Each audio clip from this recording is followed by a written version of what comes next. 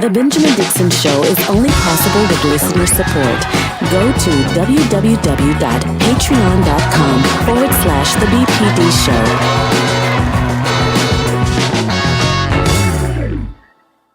Today is Friday, August 27th, 2021. Thank you so much for joining us. We are tracking situations across the globe, both in Afghanistan and Haiti, as well as following the outbreak and the spread, the uncontrolled spread, not just of COVID-19, but of American ignorance. Let's begin today with On the Clock with Georgia Ford.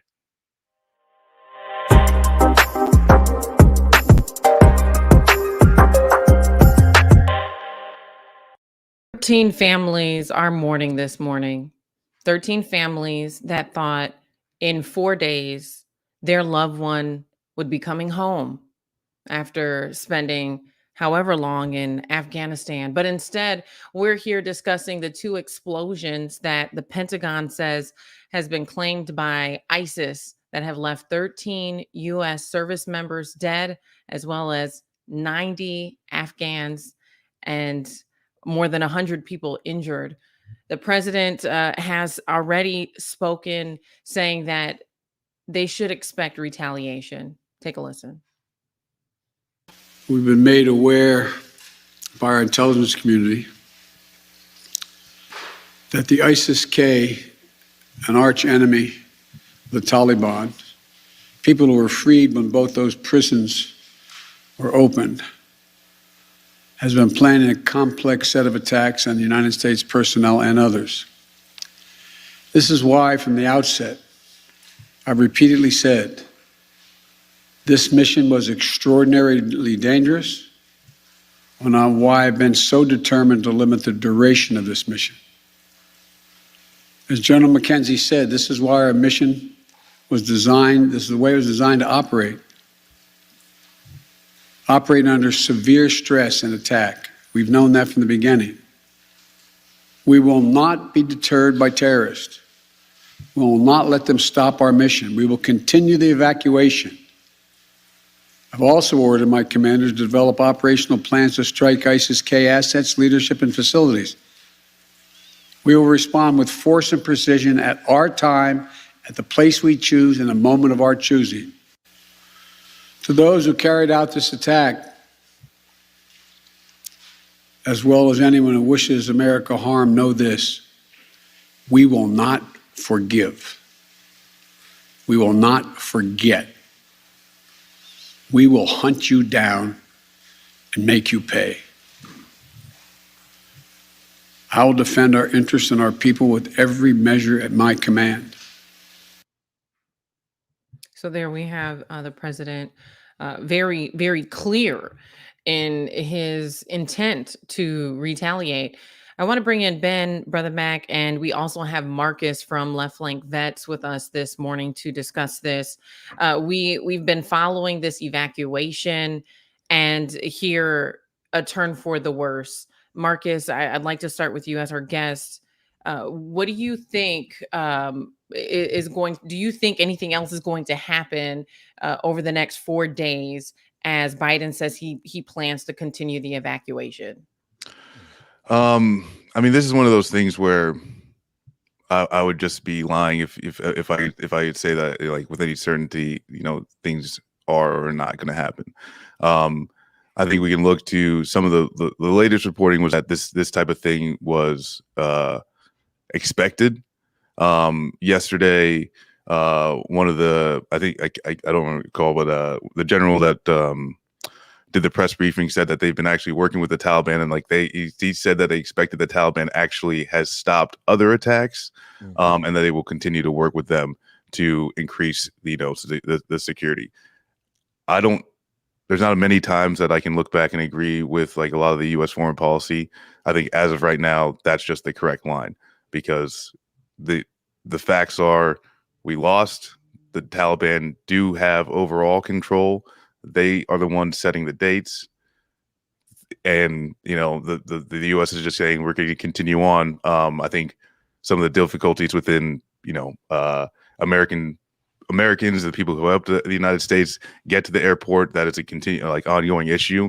But at the end of the day, there's no easy answers, and it's hard to say, what's actually going to happen. But yeah, it's just impossible to say. I mean, for the president to be saying that we're evacuating, but then on the other side saying we're also planning to attack them in retaliation, like what? To me, it feels a little bit like mixed messaging. I guess I would think that there should be a third option of being able to apprehend people who did something terrible. There should be a third option other than not do anything, and 20 years of warfare. And I think Joe Biden actually has an opportunity to do what George Bush should have done and had the opportunity to do, which is work with the Taliban. That they literally point you in the right direction, which is it's been happening in the past few months as far as targeting ISIS. It happened in the beginning of the Afghan war when we were targeting Al-Qaeda. Just if they have information on who it is, work with whoever has information. Money works a whole lot more. That's actually how they got bin Laden. It wasn't torturing. So, there's other ways we can go about getting people who did wrong other than large scale warfare that ends up hurting Afghans, right? At the end of the day, there's more Afghans that get hurt and killed and maimed in any of these ventures than Americans, Taliban, or ISIS. And Brother Mac, you've been saying that this is a terrible exit strategy from the very beginning, and now seeing 13 U.S. service members killed, 90 Afghans killed after 2 explosions that the Pentagon says are the acts of ISIS members. What are you thinking now? I know that the entire time you've stood by this exit strategy being bad from the beginning. I clearly think that yesterday was an absolute, it was the solidification of just how bad this plan was. And even if you listen to what we just heard the president say, first of all, the president sounded exactly like President Bush did when he said, for those who attacked America on 9/11, we will get you. We will seek our revenge, and we will scour the earth to get you. We just heard the president 20 some odd years later say those exact same words. Now, if we want to say that we're going to hold responsible those who committed this atrocity, then the only way you can do it is to go back in there to get them. Now, why did we invade Afghanistan in the first place? So if bin Laden was the mastermind behind the 9/11 attacks, and bin Laden took refuge in Afghanistan, and during that time, the Taliban is in control, and America says to the Taliban, turn over bin Laden to us, and the Taliban refused to do it, then that's what caused America to invade Afghanistan, to seek retribution on those who attacked. So again, now you got the President Biden, now saying the same thing. We will hold you responsible, except this double talk that you're saying, Georgia, is exactly that. We will get you on our time and our situation. So now let's go back to this hard line date of August 31st. Everybody also agrees, and where my problem with the exit strategy has been, that it did not appear to be a very well thought out plan as far as knowing who and how many of your allies we had there. And so now if you decide, come hell or high water, we are going to stick to August 31st, and you don't evacuate all of your allies, because the one thing that I have not heard one current military or former military person say that it's okay if we leave some of our allies behind. It's okay if we leave some of our Americans behind. Not one person has said that. The other thing that I have not heard is I have not heard one Afghan ally who is out of the country say that they trust the Taliban. So again, I've held a position that past performances are a very good indication of future behavior. So now, how can we expect, which there's been a school of thought that says, where the Taliban wants to be a legitimate government, they're going to do things the right way. The Taliban, yesterday, what it proved yesterday is that the Taliban cannot even control situations within its own country. Because keep in mind, ISIS-K, the Islamic State of Khorasan Province, is an enemy of the Taliban, and they can't control them. But the other thing that President Biden said, he said they got out when the Taliban unleashed. I want to say it's between 2 and 5,000 prisoners that were Well, held in and jail. Brother Mac, I'd love to hear Ben's thoughts, especially as we dive into the Sure, Taliban, sure. because as we've been discussing this from the moment Biden announced the evacuation, right? Ben, you have stood by allowing the Taliban the opportunity to establish themselves as the regime in the country, and now seeing this, do you think that they're responsible for what has happened? Do you think that this has proven that they're unable to take that position successfully?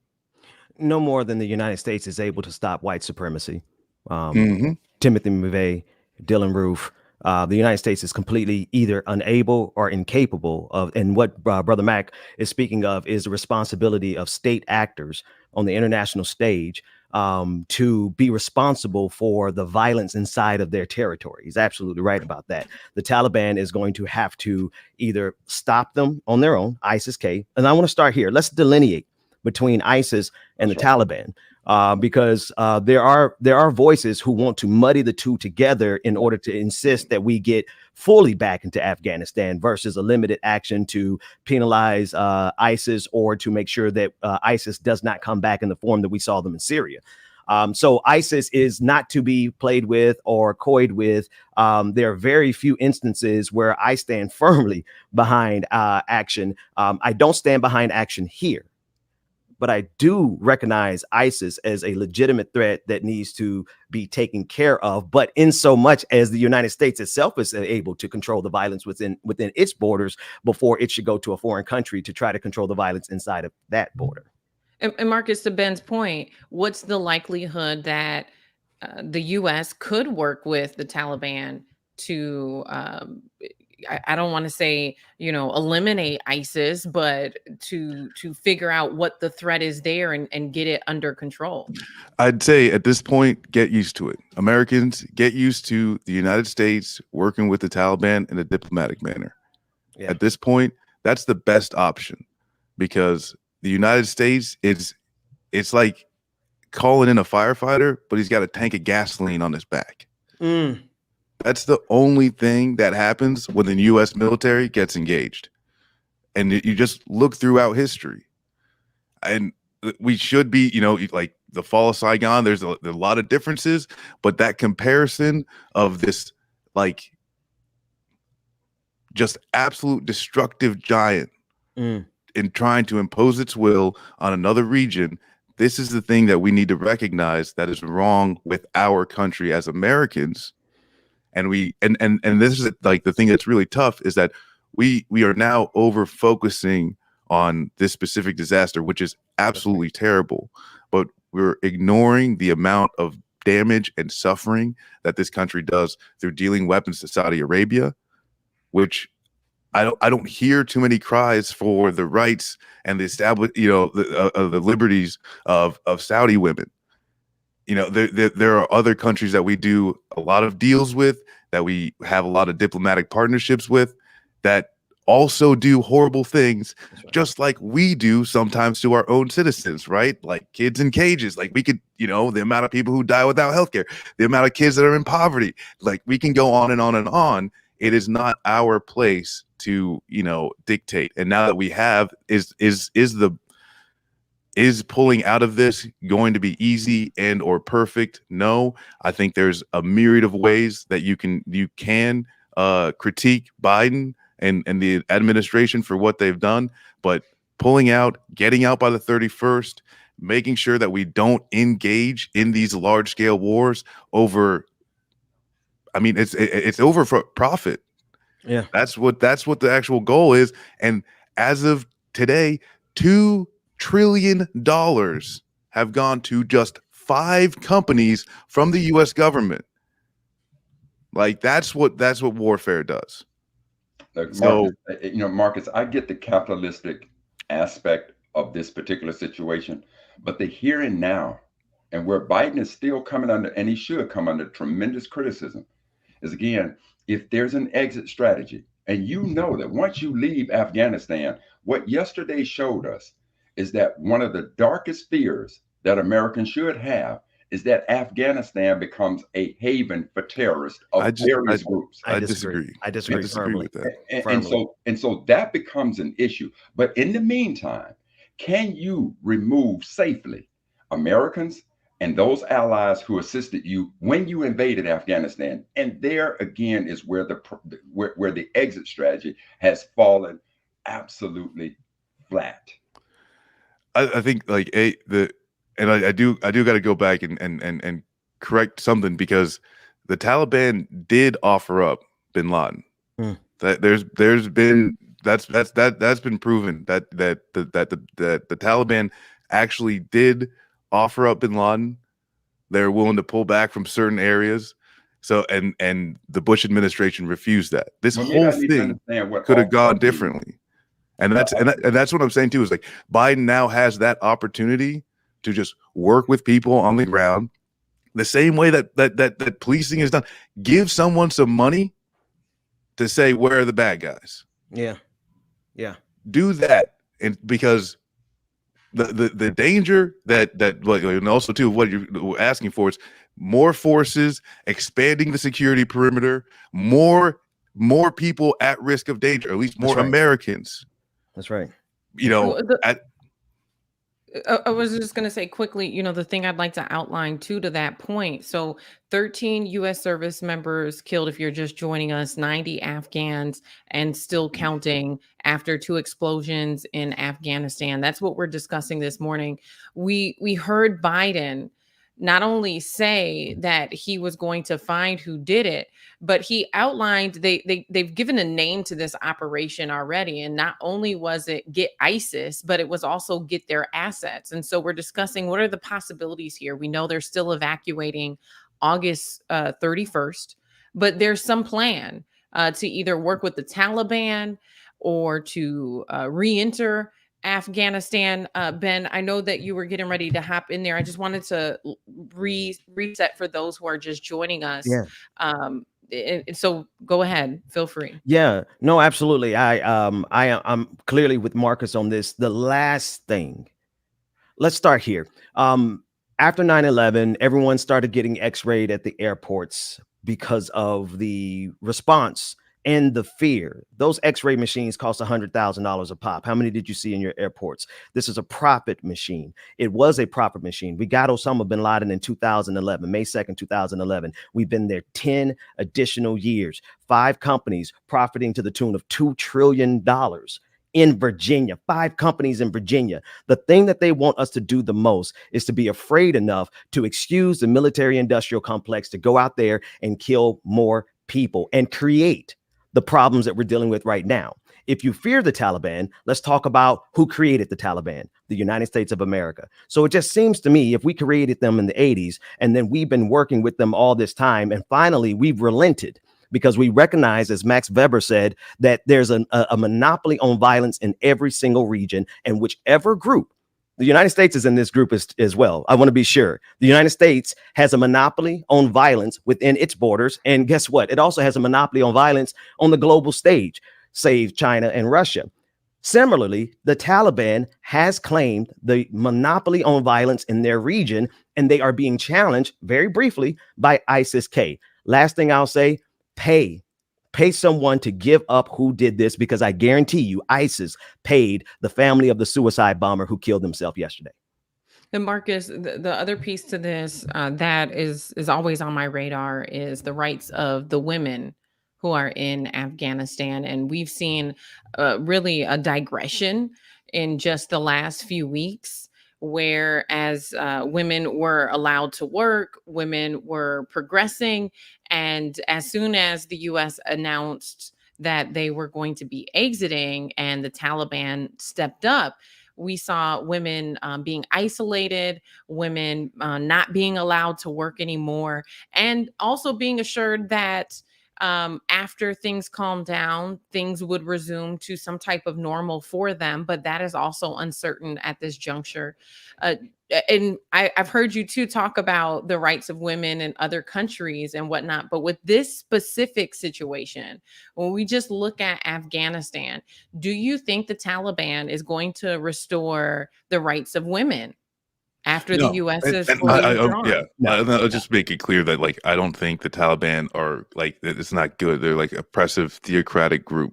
Yes. Like this is there's no for the Afghan people, and this is the thing that's really really sad is that for 20 years we actually could have given resources to Afghan people. We could have actually given some strength and resources to the people, and because the Afghan people were telling us this whole time, please don't work with these warlords. That's But right. why did we?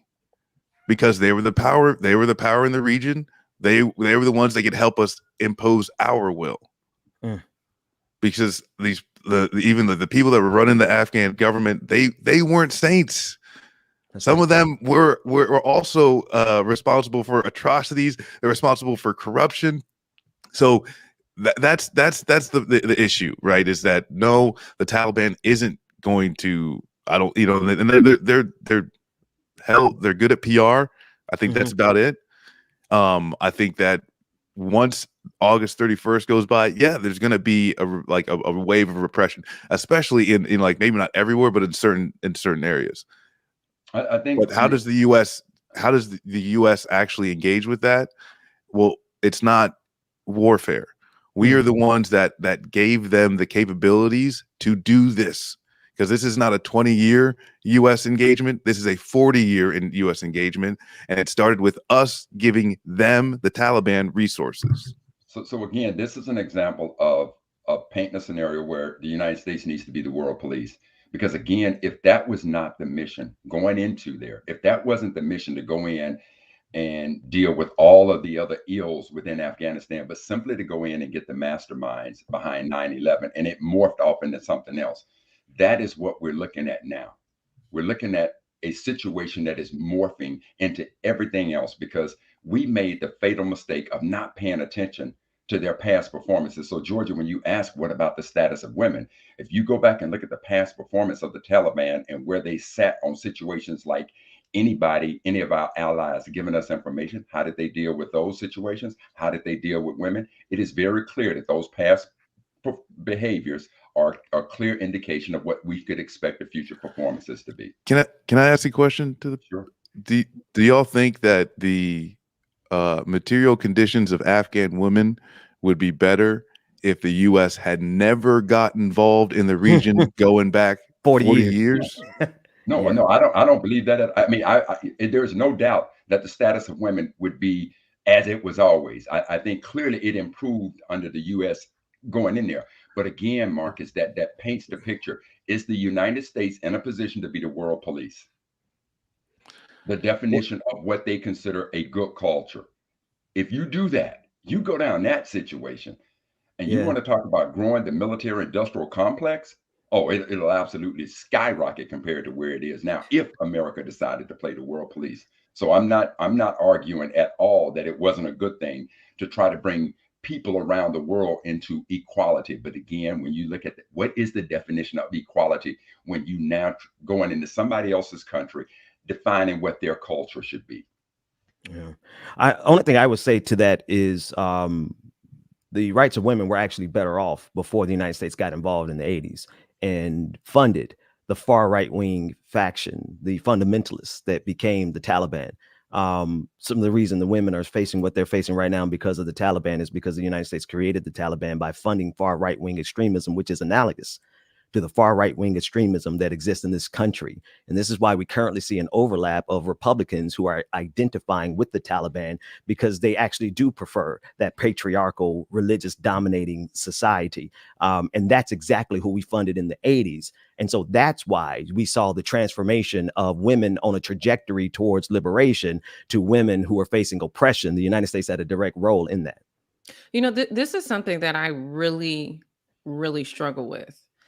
And the reason being is because I feel like the only way to really know the quality of life for women in Afghanistan is to talk to them, and we Yes. can't.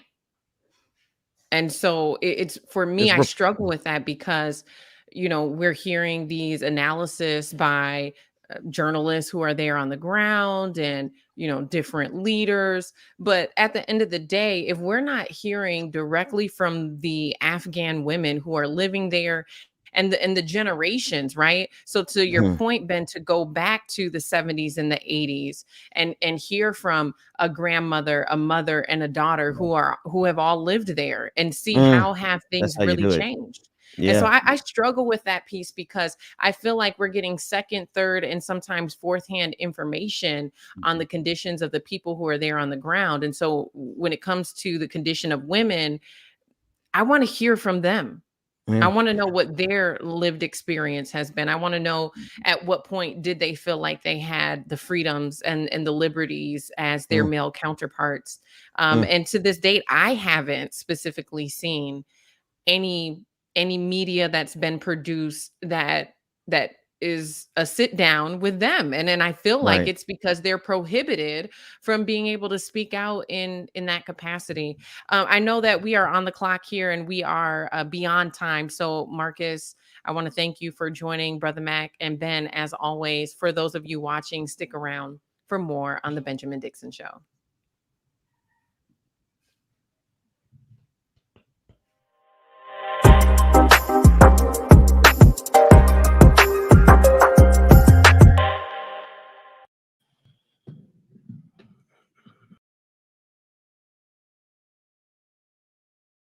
All right, James Bubba Williams, good morning. DJ Exclusive is in the building. Good morning, everybody. Good morning. Tell me what you learned in grade school. Give it to me like you want it. Did you forget that golden rule? Why is our love at one-sided? Good morning, everyone. Good morning, good morning, good morning. Happy Friday to you all. Grab your tea, your coffee, your drink, your beverage, your beer, whatever it is you need this morning to get your day started, y'all. Benjamin Dixon Show on the clock with Georgia Ford, y'all. Like it or not, starting soon. Let's get it. Let's go. Good morning, everyone. So I'ma just tweet it and delete it, knowing you won't read it before we get too far away. I need to clear my mind. I'd rather just tweet it and delete it before we cross the line and we reach a point we can't rewind. Rewind, rewind, rewind. Tell me what choice I have now. I just wanna get it right with you. Stress technoid. I like that. TikToking with Bubba. I like that. I like that a lot, actually.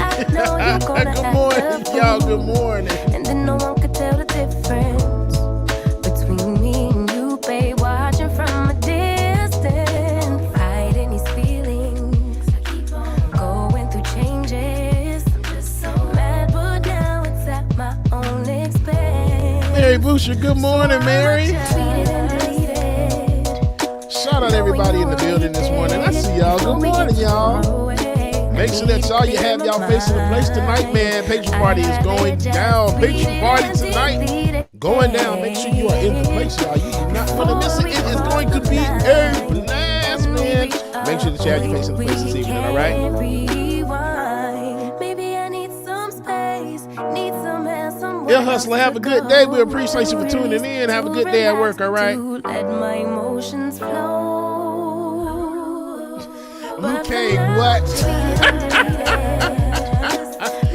My brother Luke Kane said, I wanted to mix the Moderna and Pfizer, but they wouldn't do it. SMH. I'm like, what would happen? Don't do it. Don't do it, man. You might mutate and come into like some superhuman strength and get superpower. Let me know how that worked out, Luke. Good morning, y'all. B, good morning, B.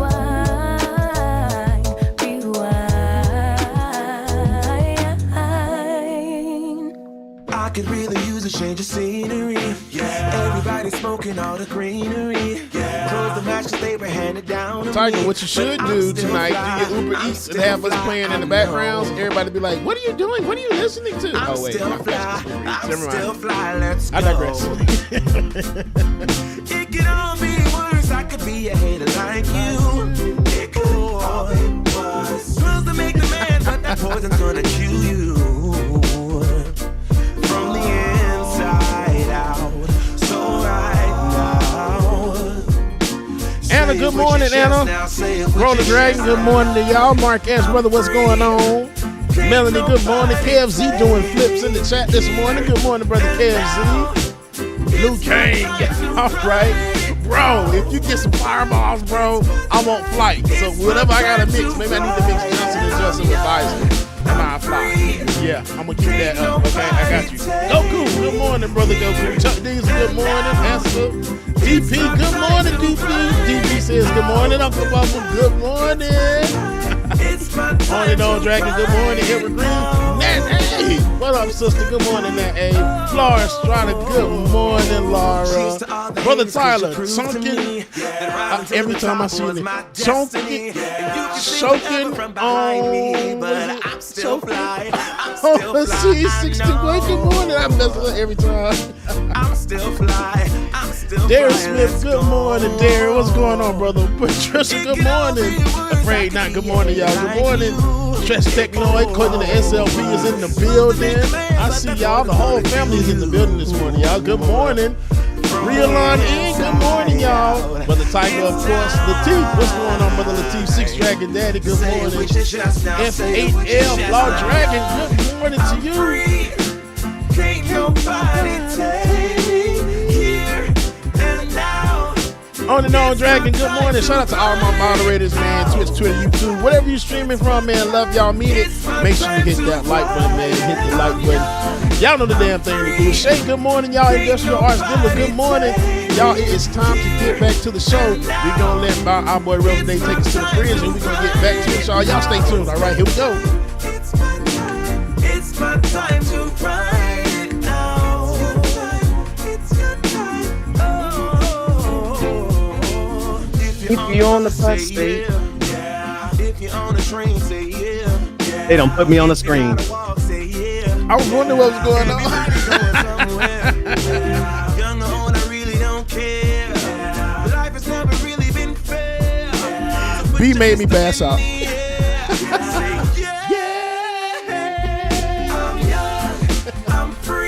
All right, y'all. Before we get Ben back to the screen, B. Wakeler said, DJ exclusive, I got the Moderna vaccine and I got big boobs. I had the boobs before the shot, but still, B, go back to sleep, okay? Y'all welcome back to the screen. Y'all my brother from another mother, y'all. It's the Benjamin Dixon Show. Dwayne. Oh, my gosh. David, roll that intro.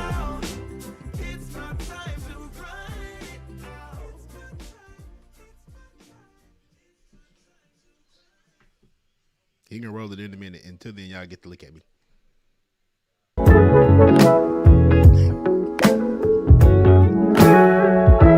Darling, I would die for you. Tell 1,000 lies for you. Love you like the ocean. Love you in slow motion. Anything it takes. That's not exactly the one I wanted, but it is dope because I love that song. Welcome to the Benjamin Dixon Show. Today's episode is 5 guys on the screen. We're joined DJ exclusive on the 1 and 2s. How you doing, brother? I'm good. Say about yourself. Good morning, everybody. Good morning. Good morning, Bubba. Oh, good. We got brother imperialist himself, brother Carl Mack, who's ready to go back to war in Afghanistan. I'm sorry, brother Mack. I just taking some liberties here because we're going to continue that conversation. But thank you for being on the screen with us. And I got to introduce the next gentleman who we have not seen in 6 or 7 months. None other than brother Darren. I was about to say Darren Wilson, Darren Smith, Darren Smith, right there on screen, big as day. I really want to just refer to him as his stage name, but I'll let you introduce your stage name. I'm not going to do that on this show because it looked like you've been getting in shape for the stage, brother. I took all your weight. I took all the weight from you. Darren, how you doing, man? I'm doing well, man. Look, you know how we say in the black church, just glad to be in the service one more time. So, and so for people who are wondering why I'm not in the suit, well, it's still preseason. So when the NFL season starts on September 12th, that's when you gonna see me rocking out the new suit. So because I gave up trying to wear suits around people like you, because your suits are tailor made. Mine are off the rack. You remember that scene? Remember that scene in Harlem Nights? I get mine off the rack. And then other than our brother from another mother, brother Marcus from Left Flank Vets. Thank you for the first segment on the clock and staying with us so that we can expand the conversation more. Thank you for being here, brother. Happy to be here, and actually, I'm just happy new because I got behind the paywall. I'm with DJ Exclusive now on the screen. Like I've now made it. You get in where everything is free. Yeah. There's no charge. This is the VIP access. I made it now. I made it. So thank y'all for being here. We got a couple of clips. I want us to run through the clips, and I love that we're going to have a diversity of opinions on the screen to the extent where y'all know what we do when we get in the barbershop, we get in our garage, we get underneath the shade tree. Black men, we're going to argue with the heft of our chest, and then when it's all said and done, we might go get us a cognac and watch the football game. That said, let's go through some of these clips. This is from Fox News, talking about wokeism and making America being the impetus behind our decline on the international stage. Let's take a look. America, as our government keeps pushing its way towards wokeism, there is basically no way to deal with something like Afghanistan because we lose the options that being a woke country would not allow you to do. In a weird way, the Taliban is going to be China's problem, and China's going to have no problem dealing with them. Right. Exactly. It's like if the Taliban agrees to turn their head away from the Uyghurs, hey, we'll give you, you let us operate as a terror organization. We'll give you mining rights to our rare earth minerals. Our rare earth metals. We need the money. It's just a tolerance of one another. And that, I was writing this today, the Biden doctrine is empower our enemies, embolden evil, betray and abandon our allies, America on our ass. Biden administration with the Taliban has treated it as the de facto government from all along, recognizing it, elevating it, legitimizing it, trusting it. Going back to 2013 when Obama and Biden provided a diplomatic presence in Doha, Qatar for the Taliban. But then you throw in, they abandoned the Afghan security forces, left a power vacuum. Al-Qaeda is ascendant now, 15 provinces it's in. But also, remember, why is Al-Qaeda a concern now? They had bioweapons labs 20 years ago. You don't think that they've looked at China and what's gone on with the Wuhan virus, killing 4.5 million people around the globe? That's a possibility. Let's start with you, brother Darren. I almost slipped into character. Brother Darren, there's a lot going on in that clip. Well, first thing that just ran off my mind is, of course, is just the image that you see on the screen. The 5 people that are talking about, of course, don't look like us and don't reflect our values. So that's first and foremost. So you got to kind of take it with a grain of salt with what they're saying. Two, the lady who was last speaking, I'm not sure who she is, but she really didn't sound like she knew what the hell she was talking about. And as the producer talked about, she just conveniently overlooked Donald Trump. And so, because I'm old school, I'm respectful. I'm gonna say President Trump, but but how she overlooked, President Trump and just referred to Biden and Obama without their title. So that kind of pissed me off about that as well. But the fact that that there are certain people in politics that are so warmongering and so war hungry that at the cost of American lives and basically poor American lives that they want to keep this conflict going. It's something that really shakes and rattles my spirit, and it doesn't sit right with me. Brother Marcus. I'm actually just gonna steal a line from a movie and just say what that lady just said was one of the most insanely idiotic things I've ever heard. At no point in her rambling, incoherent response was she even close to anything that could be considered a rational thought. Everyone in this room is now dumber for having listened to it. Hello. And may God have mercy on her soul. She has no idea what she's talking about. I don't even know how to respond to it. Like, it was just a long list of just either wrong information or just made up. Bull jive. Marcus, it was a bunch of words just put together. She's just reading. It's like, okay, Yeah. pick this one, this one, this one, and this one. We're just gonna put it on the paper and read it. Okay, that's it. That's wokeism. New word. Okay. Wokeism is the thing to be afraid of, Brother Mac. Bottom line is, I could hear pieces. Part of what makes a lie effective is when you can weave in just subtleness of truth. And so I heard subtlenesses, some subtle aspects of where she was coming from. But what it rang overall in my mind is this entire situation that we're talking about, that we've been talking about, leads me to believe there is just no perfection in war. Whatever one side thinks is the best way to deal with it, somebody else can shoot holes through it.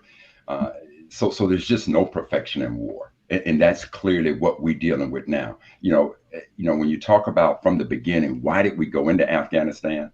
Okay, I think all of us can agree that if somebody breaks into our home, we're not going to sit there and try to peacefully negotiate with you.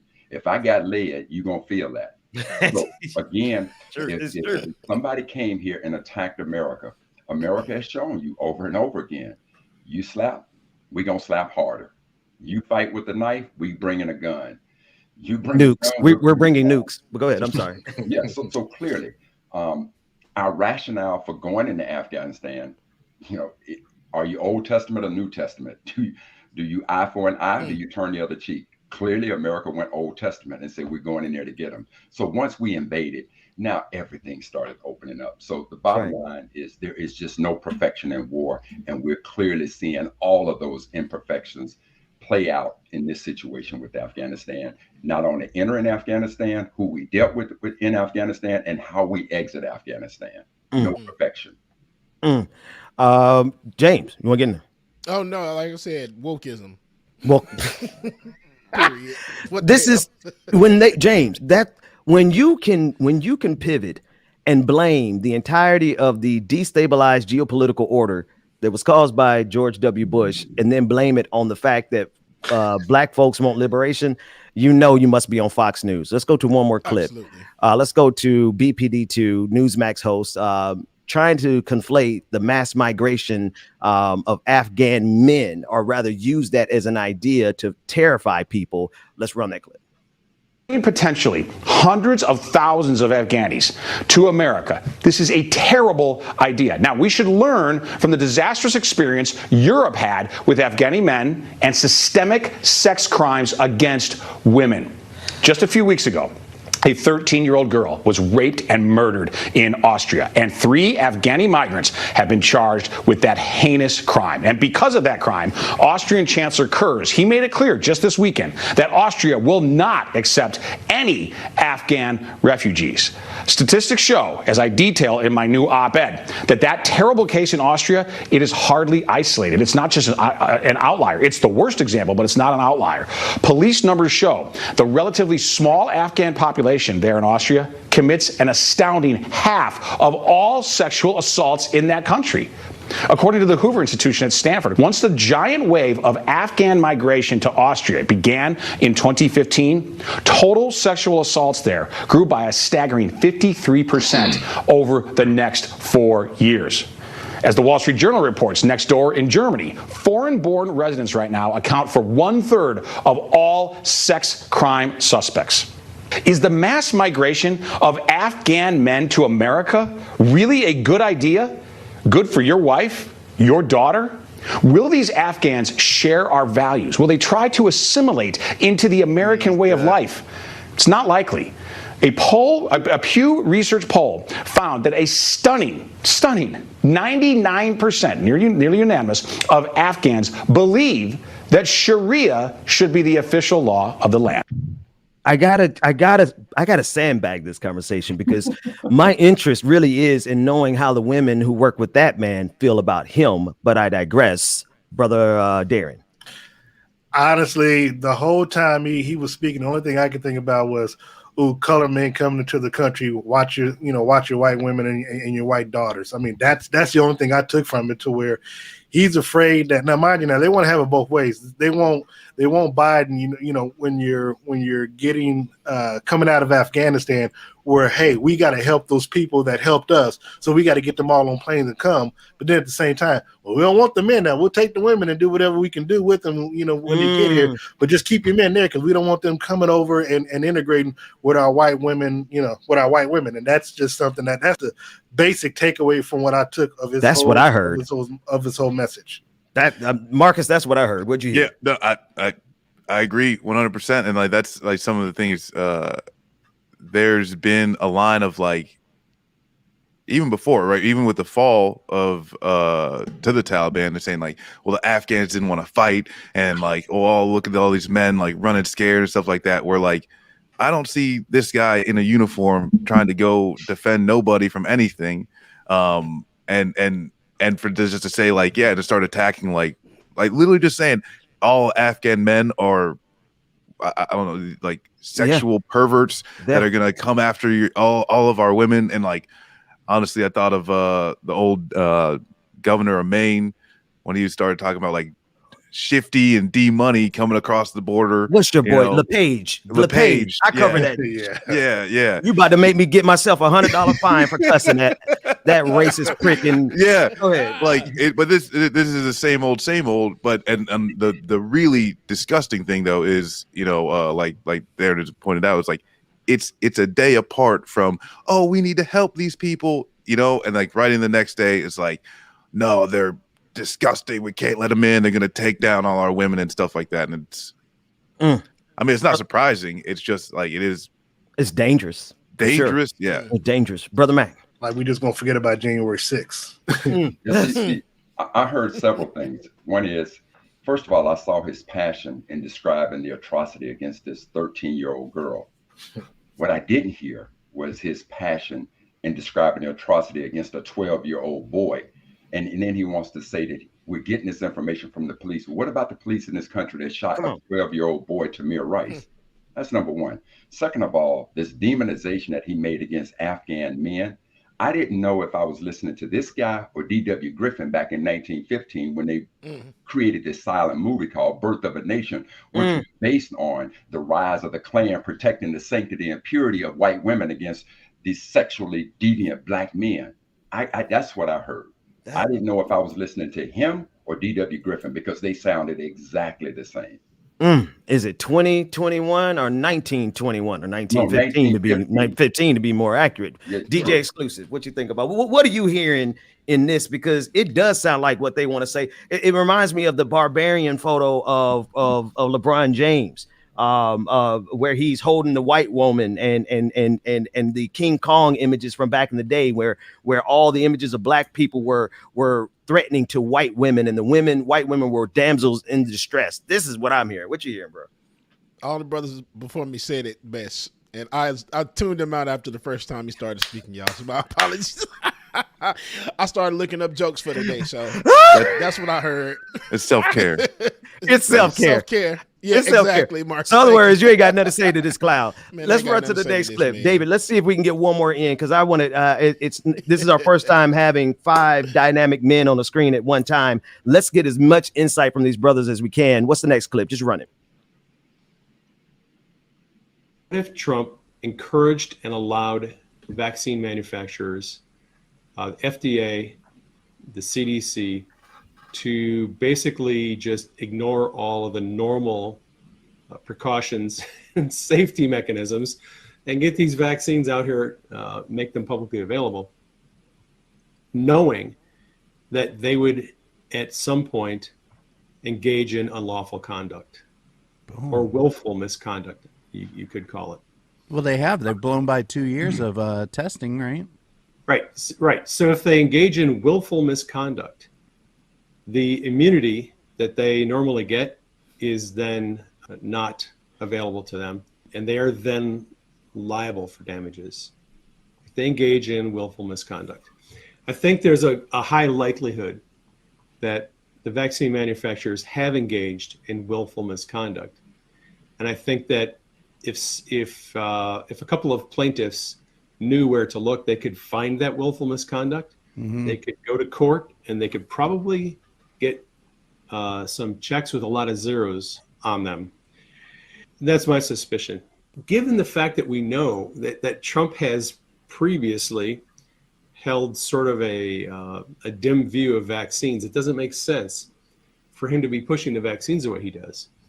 And, last night I started to think, after listening to Dave, I thought, what if he set them up? Mm-hmm. What if this whole thing is a freaking setup to take down Big Pharma, to expose the deception of the CDC and the FDA, and let the public see once and for all how corrupt these institutions and agencies are?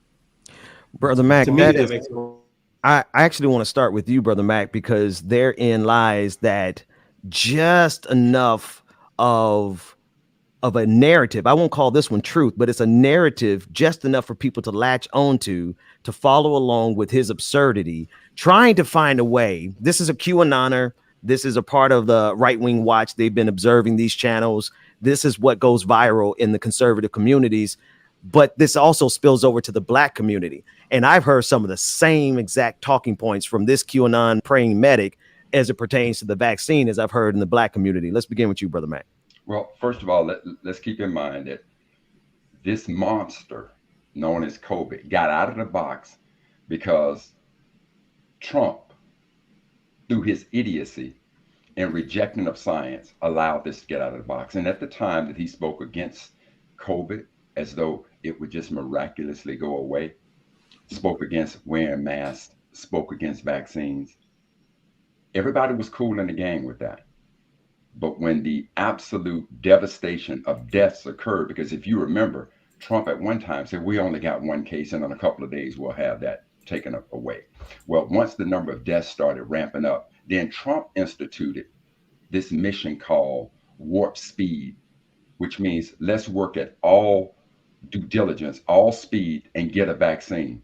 Now that this death toll has risen to where it is, Trump himself supposedly gets COVID, goes to gets the vaccine. Now he comes at a rally a couple of days ago and says to people, okay, get the vaccine. And they start booing him. So now that Trump is recognizing the death toll, he's now backing up off of his statements and now saying, let's get the vaccine. But he cannot control the minions, which this guy represents. And now they're becoming critical of him. So this is absolutely Frankenstein not being able to control the monster anymore. Absolutely. Brother Darren. I'm not gonna lie, this is the first time I've ever seen it. I don't know who these people are. I rarely watch Fox News, and to go to who these people are just throws me for a loop. I know him being a QAnoner. It's what really worries me, and thinking about what you said, Ben, is that the fact that there are people in our community that actually believe the stuff that these people are saying and believe in the conspiracy theory. Now, look, we obviously have reason to have doubts about the vaccine and stuff based off what happened, during the Tuskegee Airmen experiment back in the day. But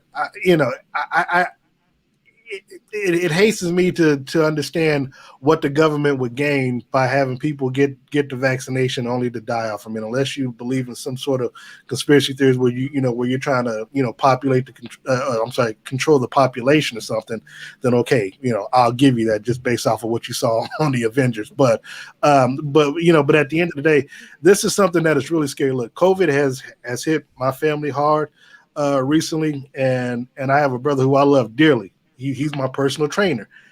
He's the only one in our family that didn't get vaccinated, and COVID, ripped him up over the last couple of weeks. Now he's come through it, but even then, he still doesn't want to get the vaccine. And I'm sitting thinking, like, you have a wife who has lupus, and you have 3 daughters, and your youngest one just got COVID. Like, what's it going to take for you to realize that you need to go get this vaccination? And so, look, I don't want to tell people, you have the freedom and choose to do what you want to do, but what he's talking about, I can't really comment on, because it's just it's out there. I'm allergic to bull jive, so I just exactly. And then I'm gonna say the same thing that you said, Darren, and everybody in the chat room. I'm gonna say it first. what the hell is he even talking about? Exactly, man. In the chat saying the same thing. Like, what is Exactly. he talking about? I was so lost with that clip because it's just like, what are you talking about, bro? I did my best to figure out what he was saying. That's why I was just saying, just play it. Maybe y'all can help me out. Go ahead, James. Yeah. I know, that's it. I don't know what the hell he was talking about. But Brother It was a Darren, bunch first of all, I'm so glad garbage. that your brother came through this situation. Thank That's God right. for That's right. that situation. That's right. But again, when you take a look, you don't have to understand science. You don't have to understand a whole bunch of things. But there is one fact that one should be able to understand. 99.5% of the people who have died from COVID were not vaccinated. That's the one thing. If you could just simply rational that. Now, if they came back and said 50% of the people who got vaccinated died from COVID, I get everybody's fears and concerns at that point. But given what we have in front of us now, just that single fact alone, it boggles my mind. Let me bring Brother Marcus into the conversation real quick, because Brother I don't know if you're facing this, but I think everybody is. Just the conversations that are necessary to have with our neighbors and our friends and yes, our family members about this vaccine. And what we see on the other side of the equation, we see an organized effort. Like, these people are funded. They don't just get up here with all these platforms and do this. Go ahead. Yeah, no, and that's a really, really great point. And even like as it's going on, like, I mean, yeah, I don't know what the hell is going on. I mean, there's actually one of the people in Left Flank, like, he loves going down the QAnon rabbit hole and understands like a lot of where these lines, and like it's three different whole things. But I do want to throw it back to something that Brother Mac was saying earlier about that kernel of truth.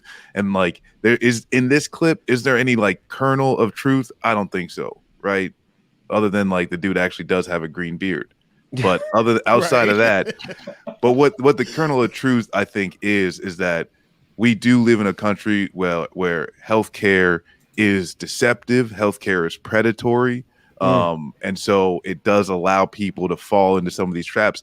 And that's the thing is, like, I mean, I think we all agree when you look at the numbers, like you said, like 99%, right? The people who are in the hospital, the people who are dying are dying are the people who are unvaccinated. But like, still, with everything that we've been through and the amount of propaganda that is funded, right? These people are getting money. You don't get one of those mics. Yeah. Just jumping out and saying like I'm random, a true believer. Yeah, exactly. You don't just flat earth random COVID. You don't get them. Like, money has to come in, and so that's the real dangerous thing. And yeah, this is just scary. It's dangerous. It's extremely dangerous because this is a large part. Starting at Trump when he was first in, COVID's not real, but this is, like trickling down all the way down to these little foot soldiers. That's right. Who they can come up with their own like crazy nonsense. But Marcus, let me add this. Ben, you had a guest on your show yesterday that talked about how do you speak to non-believers via science, and and it's not just all money. There was also this syndrome that you all discussed, Ben, and you're far more qualified to talk about it, where you can get a group of people within your community because you want to be accepted. And if that group of people ignores the absolute obvious truth, you too will ignore what your own lying eyes will tell you, right, just to be accepted within that group. But you're far better to speak about that. But your guest yesterday was absolutely phenomenal in bringing that perspective to it that reigns outside of capitalism. He was speaking, we spoke to yesterday, Lee McIntyre, who's the author of the book, How to Speak with Science Skeptics. I may have the title wrong, but his name is Lee McIntyre. And that really did throw me, that one point in particular, Brother Mac, threw me for a loop, how the phenomenon. He said that their research shows that no matter how ridiculous an assertion was, they found 30% of the people willing to go along with that assertion, so long as the broader community made it seem like they believed it. And that's exactly what we're seeing with that 30% that support Donald Trump to this day. Brother Darren, actually, I want to flip it real quick because I want to bring in Brother Pascal. He's in the waiting room, and we're getting ready to switch over to Like It or Not in a few minutes. But I want to get one last question in with everybody on the round table, and I want to pose it with this clip, this next clip.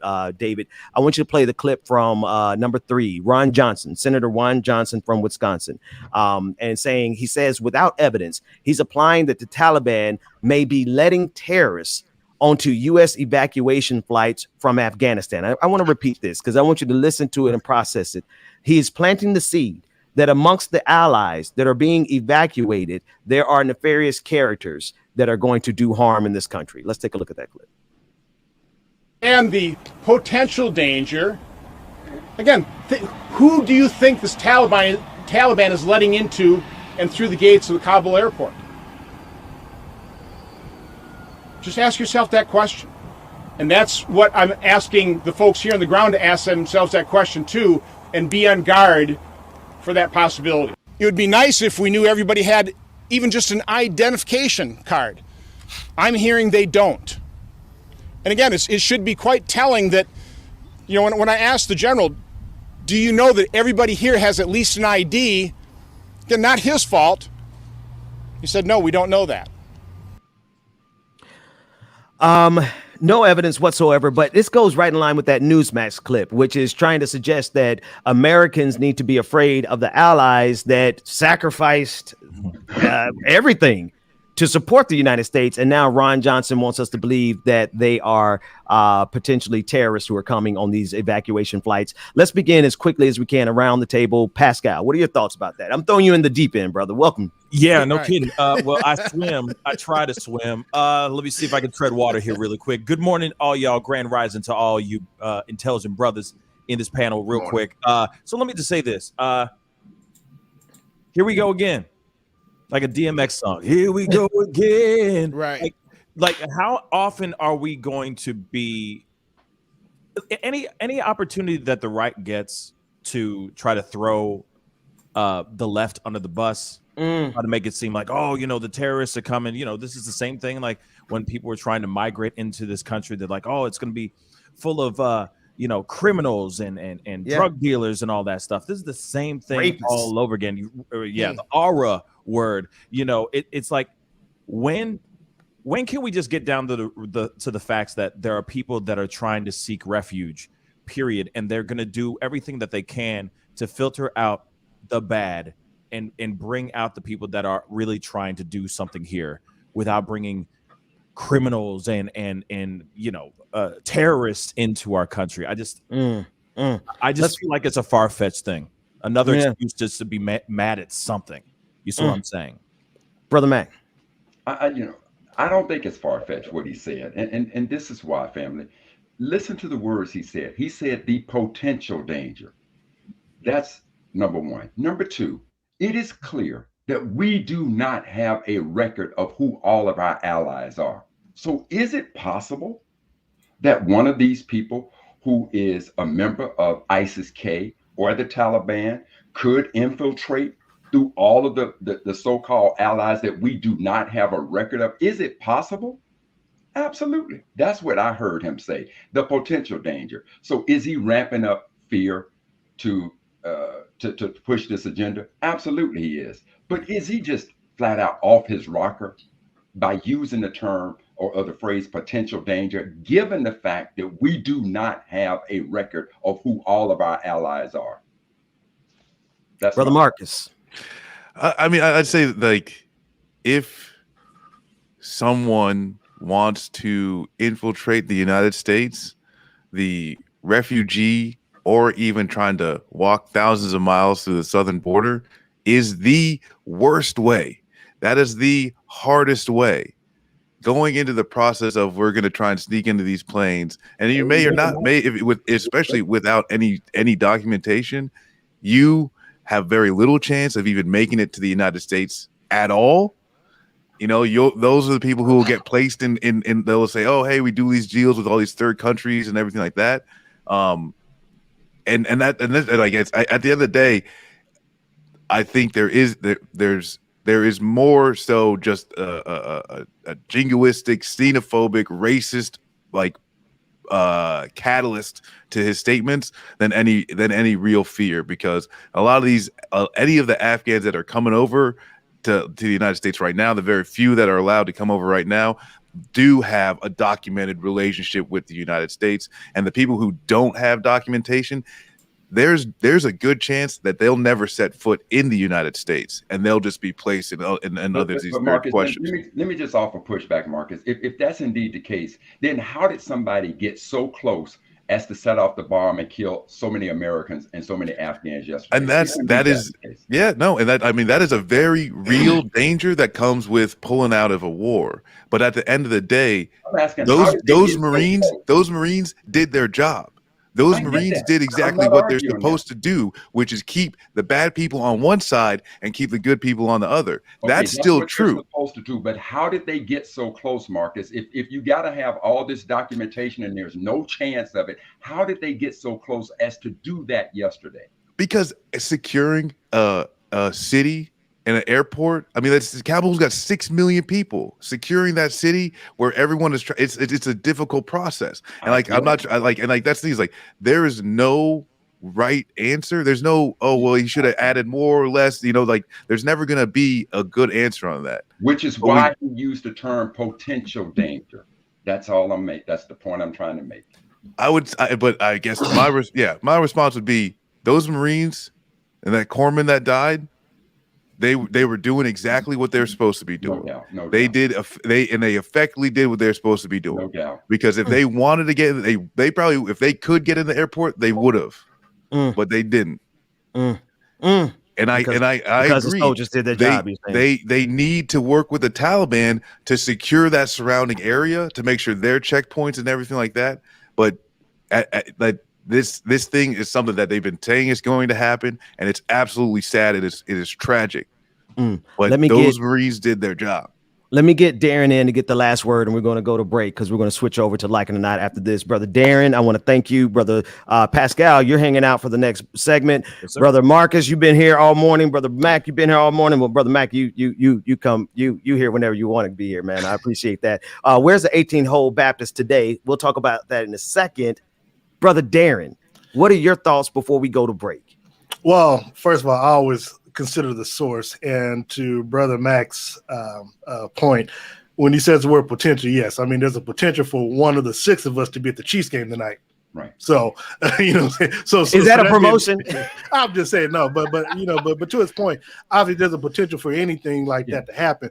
But again, this is the same guy who considers the people that came that try to break into the Congress on January 6th as people who were just on the tour. So we again, there's a slither of truth, but but hell, even the devil has a little truth in what he said said in the Bible. So to that point, we just have to realize the source of what's coming out of some of these people's mouths, because you got to remember, it benefits them to have a boogeyman.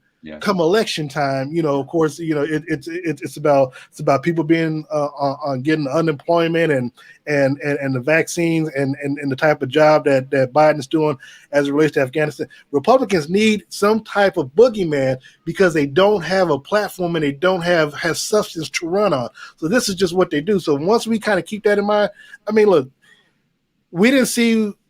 Well, let me ask you this: what did Ron Johnson say about the Afghans that were hanging for their dear lives on the airplanes that fell to their death? Was he out there giving them any sympathies or thoughts and prayers, anything like that, or was he complaining about Biden not getting these people out? Who helped the U.S. during this 20-year period? So I mean, you can't have it both ways. So that's what I take from it. We got to move, but I do want to say it is an honor to be on the screen sharing with so many brilliant Black men on issues of geopolitical significance in a way that would make Fox News, MSNBC, and NPR squirm. You guys are some brilliant brothers. Brother Mac, thank you so much. Brother Marcus, thank you. DJ Exclusive, you always here. Pascal, don't go nowhere. Darren, you're not going to tell the people your real name. We'll see you next week, man. I got to get you back here a little more often, man. They call it delicious, man. I'm trying to get back down to my delicious way for the Super Bowl. And you covering the Kansas City Chiefs tonight? Yes. We have the Chiefs have their first and only preseason home game tonight Then, of course, the season starts September 12th. I'll be covering the Chiefs on at home and on the road throughout this year. So, and the best place for people to get you is at Darren Smith WHB on Twitter. On Twitter, yeah, or you can just find me on. Well, I gotta delete some people, but I guess you can find me on Facebook as well. So. yeah. That's everybody's story. Brother Marcus, how should everyone get up with you? Twitch.tv/leftflankvets or on Twitter, just at leftflankvets. We do a lot of shit posting. Sorry for cursing. That's $100 fine. But no, you're a guest. No fines for you. That's okay, fine. Great, We'll get the audience. Somebody in the audience pay that fine for him. We need a donation. Brother Mac, as always, hanging out with you is a pleasure. I if it's okay, can you tell the people who may not know what that emblem on your shirt means? Because when I saw it, I was like, absolutely. Is it okay? Yeah. I'm a mechanical engineer by education from Mississippi State. And I used to be the executive director for the National Society of Black Engineers, headquartered here in Alexandria, Virginia. Nice. I love it. Man, Brother Mac, we got to talk. My dad was a mechanical engineer. So there you go. There it is. Good man. Yeah, he's okay. He's all right. He's all right. Wait a minute. Who's this at the bottom? Oh, that's DJ Exclusive. How many people can we get on the screen? Let's go to a quick break. When we come back, like it or not, with Rebecca Zor. 5 guys turned into 6 guys, and now about 7. We'll see you guys after this break. Good morning again, y'all. Make sure you stay tuned. Like it or not, is about to come up next. We see you got our brother Pascal in the building. Shout out to Marcus, Darren, and brother Mac for joining this morning. We greatly appreciate y'all. We mean it, y'all. So hey, stay tuned. Like it or not, it's starting up West Unrest. Good morning. And real quick, I'll go ahead and get our new patrons and new Twitch subscribers read off. Derek S., thank you so much. We have our new Twitch subscriber, SisQCat, resubscribed for 2 months. We have Ghost Dog TV, who resubscribed. Zivis X gifted a subscription to Tomo Dorio. And we have SisQCat cheered 100 bits. And Anus Beard cheered 100 bits. Anus Beard, bro. Anus Beard. I'm going to leave it alone. Oh, okay, cool. Shout out to everybody, man. Good morning. Good morning again. Y'all stay tuned. And Derek Fuller, thank you for your super chat as well, too. We greatly appreciate it, y'all. Hey, man, stay tuned. We got some good stuff coming up. You don't want to miss this. Pascal, I hope you're ready, sir. Good morning. Tell him I need my money right now. Brought me the juice, they stole out my crown.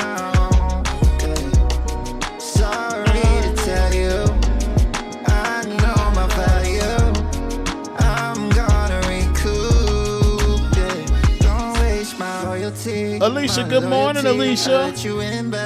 Rosie Bean, good morning. Sylvia Jones, good morning to you, Sylvia. My intuition ain't never lied, I had to leave. Handle your business, do what you think you need to do to get your revenge.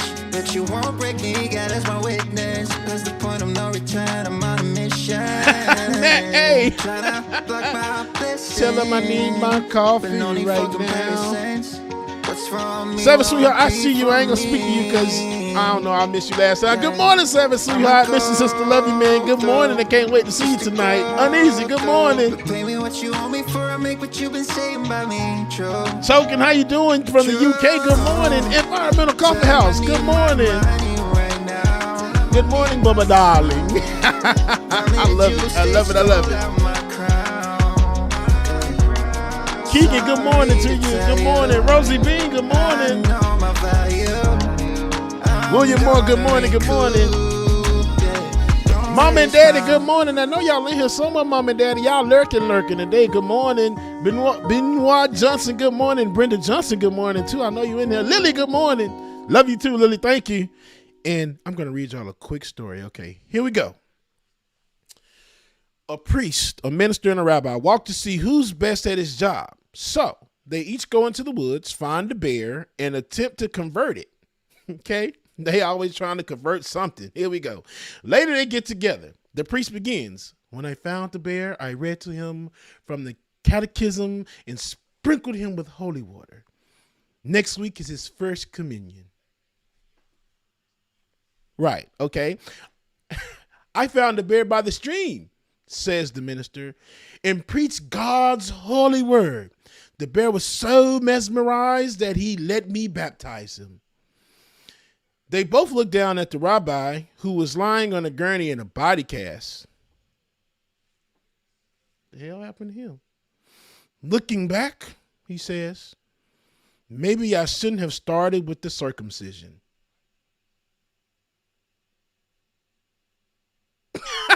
Good morning.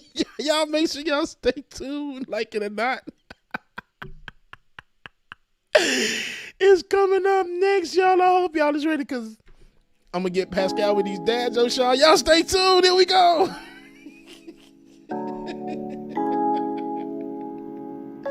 Y'all know y'all love Bubby Bubbies. Okay. Y'all know y'all love Bubby story time, y'all. Car, told her start it up. I don't want to see it from your eyes unless See? it's cardiac. Y'all got that one. Yeah. Y'all got that one. Y'all did. Playing fat. No, I ain't playing fat. Playing fat. All right, y'all. We are waiting for Ben to get back in. Ben had to go step away, I'm guessing. So we waiting. And once Ben gets back, like it or not, we get started. Oh, all right. Well, here we go. Are you ready to go? Are you ready? Are you ready? I think you're ready. All right, y'all. Here we go. Like it or not, with Rebecca Azor. Starting now. It's about to go down. Like It or Not with Benjamin Dixon starts now.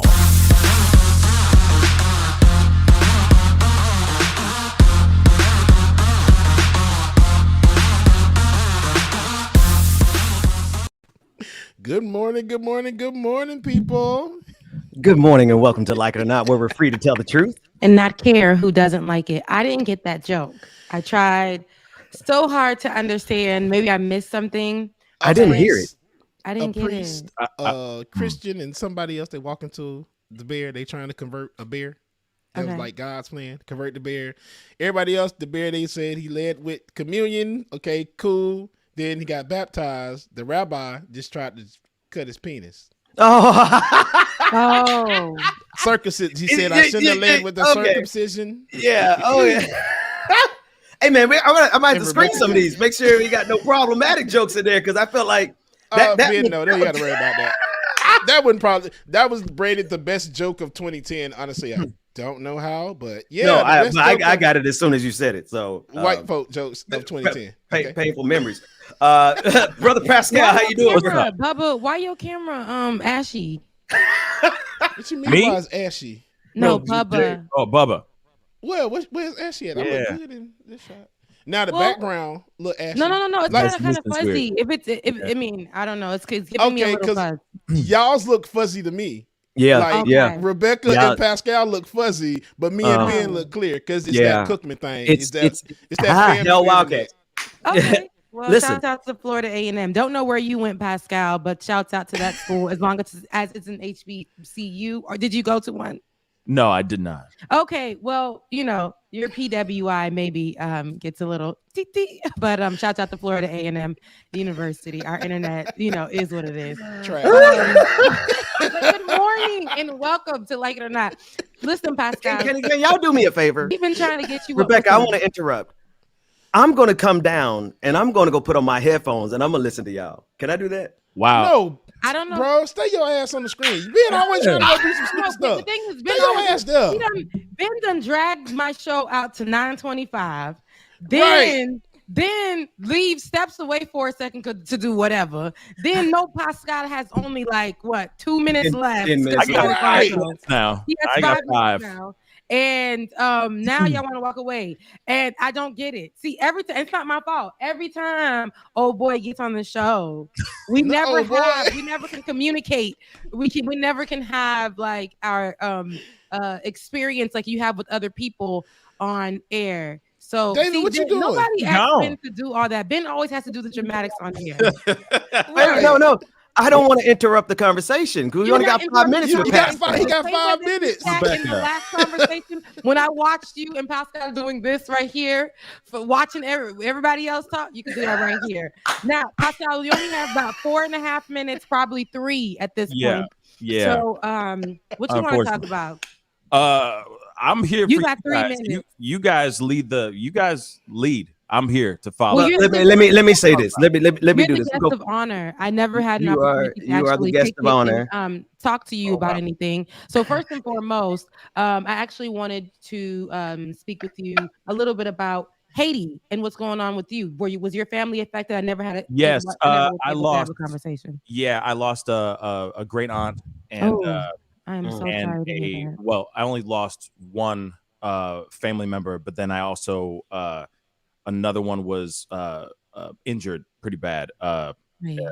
Older like distant relative broke her leg trying to get out of a house that was coming down. Jesus. So yeah. I'm so sorry, brother. Yeah, no, I appreciate that, but that's what we know so far. We've been trying to reach out to other people, to other distant family members as well that live down there in that area, and we haven't heard anything yet. We haven't heard anything back yet. So fingers crossed. You know what I'm saying? Yeah. Yeah. Well, how about you? If you mind me asking, Rebecca, like, what's your story? What's going on your end? I haven't heard. Yeah. About your story. So for me, it was similar in the beginning. We couldn't find anybody, we couldn't get to anybody, and it was stressful because my dad's from Gilimi, and that's where all of my family pretty much is, and in Port-au-Prince. So for my dad's side, they're all in Gilimi, and we couldn't get to anyone. And usually there's always someone, but because of the earthquake, and people not really having service, in south of Haiti, there's really not the same things that they have more towards the city. Right. So whoever is the family member that had the cell phone that we can contact, nothing for a minute. Wow. So finally we just kind of had to send somebody out from my mom's area to try to get over and see if they can find anybody, because they weren't going to be able to get there anyway with a car. So people were traveling by foot trying to see if they can get word of mouth, and we finally after days and days got to somebody. There were people who were hurt. Lots of them are displaced. None of them have homes. No clothes, food, all those things. So what we did was gather our little coins together. Me and my siblings and my brother, who lives in Haiti but comes here often. He came and he was like, let's put together some stuff so I can get it to the family. So he's there, took a boat to get it to the family, but not everybody was able to get. So we're trying to, assist in that way. And at the same time, I'm here in Atlanta trying to do what I can locally for the rest of the people of the south of Haiti who need assistance right now. So yeah. Are you gonna take the trip down there at all? Are you gonna meet your brother down there at all? So now I would love to. I was supposed to actually just go on that Friday of the week it happened, or the week after it happened. But because I do work a 9 to 5, 11 to 8 after this show, those people actually did not go to consider- patreon.com/like it or not, so we can help this sister get out of that situation, because she has so much more to give. Continue, sister. Yeah, but they didn't consider it to be, even though HR considered it to be something where I could go and get, still have my pay. They didn't consider it to be anything that was affecting me. And what? It was an emotional wreck. It was like, that's my family. What? And they just didn't consider that to be a thing. And so, but that's the money that I got to make to make sure I got a roof over my head, but to also make sure I can get them more stuff. So, it was hard to make a choice, because I was just gonna say, man, forget it. There was high tension that week for me. I was stressed out and I was ready to be like, nah, I'm about to go handle my family, because that's more important. But they give the managers at my corporation, they give the managers opportunity to make the decisions, even though HR may say something and say, hey, this is what you can do and this is how you can still get paid. The manager, they actually has the last say so, and she said that you're just going to have to use the vacation time that I was supposed to use to go to see my mother and them finally. And so I use that just to assist locally and to take time off to try to reach my family. And that was right before my brother went. So by the time that came, no more vacation time. Wow. So yeah, I mean, you got to do what you got to do. I I'd be ready to blow it up and I'm done. But I can't. But at the end of the day, I'm gonna do what I can for my family, how I can. Interjecting right there. Or was it me that got lost? It was me. Yeah, Ben. I don't know what's happening. Yeah, I'm you're frozen. Yeah. Oh, Rebecca's frozen. Now you're back. Now you're back. It was me. Like Charlemagne the God, frozen real quick. You had a look. Yeah, but then Pascal. There it is. It did it again. Pascal, listen, I'm sorry. I don't know where the flow of the conversation was before I froze up. No, well, I was gonna say, my condolences and my prayers go out to your Same family. to you. Thank you. It's a scary thing right now, and the fact that we don't have the people of Haiti right now don't really have the resources that they need to even just drink water is just devastating, and it angers me beyond. I got other words I want to say, but I'm trying to censor myself. You know what I'm saying? Yeah. Be a gentleman. But I also have to say this too, Rebecca. The other thing that's really tragic is I always have to leave when you come in. So I'm wondering, sorry to switch the gears a little bit, but just so I know, so then, because I'm willing to shift things just for you, Rebecca. So I'm curious, when do you get off of the show? Like, when do you get onto the show? When do you usually get onto the show? I just want to know. I know this is inquiring minds want to know. News worthy and all that, but I want to know. You know what I mean? Yeah, for sure. For sure. So before you get out of here, Joe, I will let you know. So usually I come in, my usual time slot is at 9. 9 a.m. 9-ish. Because we've changed the format of the show. Before I used to come at the 8:30 slot. It's my fault. It's my fault. But now we've changed the format of the show. My time slot for this particular show, Like It or Not with Rebecca Azor, is at 9 o'clock. And sometimes Ben spills in, and sometimes that gives me assistance to put my eyebrow on, or sometimes that gives me assistance to tease my hair, or find something appropriate to wear for the show. You gotta make sure your face is beat to the gauze. You have to make sure something. You have to make sure something, because because I am the woman on the show, and I do, sometimes roll out of bed. The only thing I can do is the face. So that's what needs to happen. But so 9-ish, 9:05-ish. Lately, ask David, I've been on time-ish. 9:35. She has been on time this whole week. She's been doing good this week. And I'm what's on time-ish? Just so I know. So today, so there were moments where Ben doesn't care about my show. So he's on the Benjamin Dixon show. And what happens is it leaks into this show right here. And then so Ben would be like, and when he gets on, I'm sorry, Rebecca. Like, okay, but it's already 20 minutes. Whole week. Listen, the whole week. Oh, what needless pains we carry. Just to help our friends. And it's funny, Rebecca been on time the whole week. And this whole week we ran over past 9 o'clock on and it's show. okay. Like, But see, I didn't complain I didn't complain not nary a time. What happened, usually what I do is when Dwayne is here, I'm like, let me in. Why y'all going over? See what I'm saying? This what I be talking about. But this week I was just like, have your way. That's all right. Because I came, don't let God. I came from a mental breakdown and I'm back on my bull. So now I'm just like, hey, what's up, y'all? Welcome back, Rebecca. Love you. I'm back too. So, I'm back too. So yeah. Pascal, listen, I know you gotta go, brother. Ben, hold up. Before you kick me off, let's do one story. I got 5 minutes. I'm going to give you 5 more minutes. That's what I'm talking about. And since you're going to give us 5 more minutes, I never get that time. You know what I'm saying, with her. So I want all of us, all 4 together.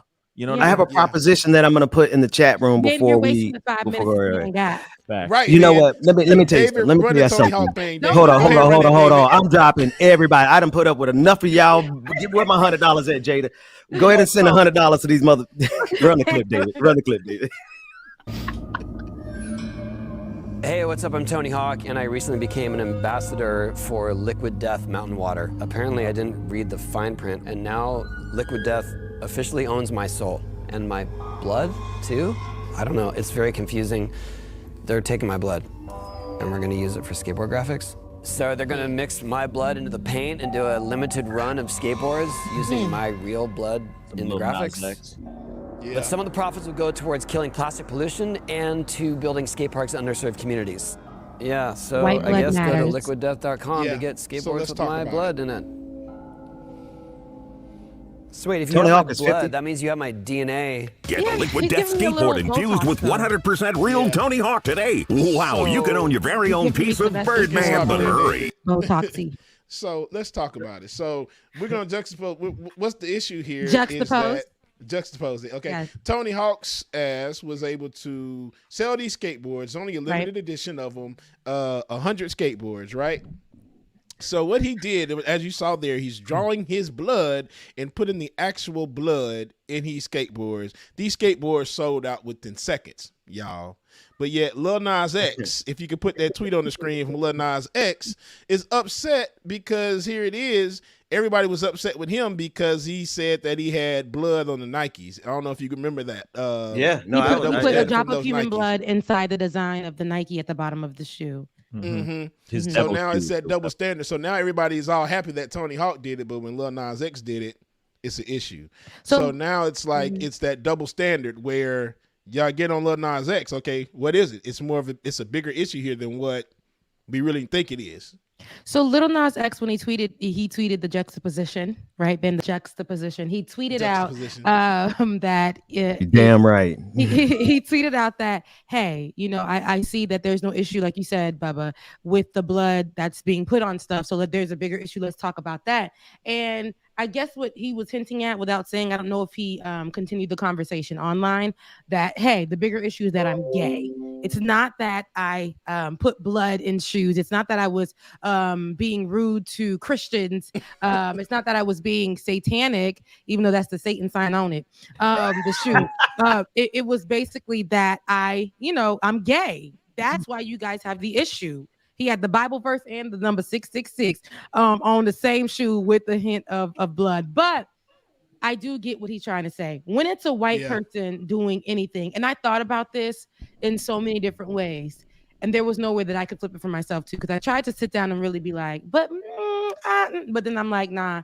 At the end of the day, if a white person were to do the exact same thing that Lil Nas X did, then it wouldn't have been such an issue, because they just are, the white kids that were in school that wore the black gothic outfits. That's how they see them. It's a style for them.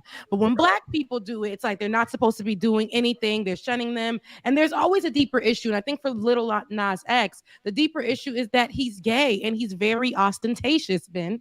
He's very ostentatious and he's very outgoing.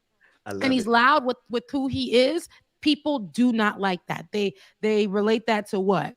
Being over the top, doing too much. Even his people in the gay community, the LGBTQIA plus community, like Big Frida, have said, I feel like he's just doing too much and he needs to, just be gay. Like just do your music and just be gay. You know what I'm saying? I disagree. So that man need to do whatever he want to do, like everybody else can do what they do. Big Frida is a lot.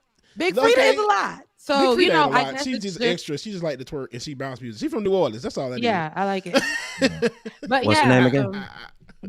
Big Frida. Big Frida. But what do you have to say about that, Pascal? I mean, I think it's the whole double standard thing going on. If it's going from one thing, Lil Nas X did it first, I guess. I've seen other people do some crazy stuff, but I've seen more white people do this kind of thing where like, oh, they wear a vial of their own blood or each other's blood and stuff like that. And people are like, oh, that's, rock and roll. You know what I'm saying? But when he does something like this, then yeah, the world just goes crazy. Suddenly it's, how dare he do that? He's going over the edge. Now we have Tony Hawk, of all people, doing this. And yeah, guess what? Same thing happened. Just like the sneakers. Sold out in seconds. Sold out. But can I just interject, Ben? I'm just kidding. But can I just add that they're all getting blood? Listen. If we're not giving blood to the where you give blood to the Red Cross, I don't really like the Red Cross. Yeah, we ain't giving them nothing. We ain't giving them nothing. I don't give Red Cross no love up in here. But if you're not giving blood to help people to save lives. I know that he said it's going towards, what was it going towards? Some environmental plastic pollution or something like that. So let me talk about that. It's weird to me that people want to put blood in things and like make it a design. Just that's weird to me. Whether Little Nas X gay or not did it, black or white did it, a man who skateboards or a man who wears a thong, I don't really care. The blood in shoes and skateboards, lipstick, all of that, even eating a steak that white folks like to eat. Hang on. You're going too far. Leave the steaks alone. Leave the steaks alone, man. I've seen steaks just hop up and walk away and go back to the Rebecca. I was arguing with the cow I had on my plate last night. Go ahead, Let me tell you something. I've seen people just literally and then soup up the blood. No, we're not doing that though. Rolling in the back of my head. Go rewind it. I can't help but watch this kid. Look at him when he's in the white suit and he's pointing. What is he saying there? He's a talented brother. He's talented. And the only thing I'm going to say about it is, listen, if you want to make a controversy, put the mark of the beast and the Satan emblem and you do all that things and you're going to get Christians losing their mind all around the country. You add on top of that this brother is gay, more people going to lose their mind. And he's a black man. Everybody losing their goddamn minds. Yeah. Always. Story of my life. I feel like if you're literally going, hey, here's a hairbrush with like strands of my hair in it, or I'm gonna give you guys a bottled water with my spit in it. Like I feel like it's I'm just being real. It seems like any bodily fluid, if it has some sort of DNA up in this piece, keep it to yourself. Sellable. But no, that is sellable. Suddenly, it's like, hey, you want to buy this, bag of air from the Donda listening party. Bag of air. I'm okay. Oh, here's a bag of burps that came from my body. Here you go. You know what I'm saying? It's like, come on, makeup. Like, come on, y'all. Blood for real? Blood. Like, really? And a lot of people do other things with those things. So now you done got your blood over here. People gonna detach, and now you're gonna be mixing your blood. You're made as a doll in the likeliness. Now they got the blood on there. You know I'm Haitian, so they be doing stuff, okay? And you don't even know y'all playing with your life out here in these streets. You don't give out here. You don't give somebody your DNA and you asking for some don't like we put on that potentially have COVID. Yeah. Pascal. Yes. How you looking, man? Oh, I'm good. I'm gonna have to hop off though. Hey, before you do, Pascal, really I'm gonna start a tad bit late though. I'm just gonna be straight funky. Well, y'all read the chat. Read the chat room in the platform because I think we can help out with that. What were you about to say, Rebecca? No, what'd you say? You said that we started here a little bit late. Oh no! I said I'm going to be starting a little.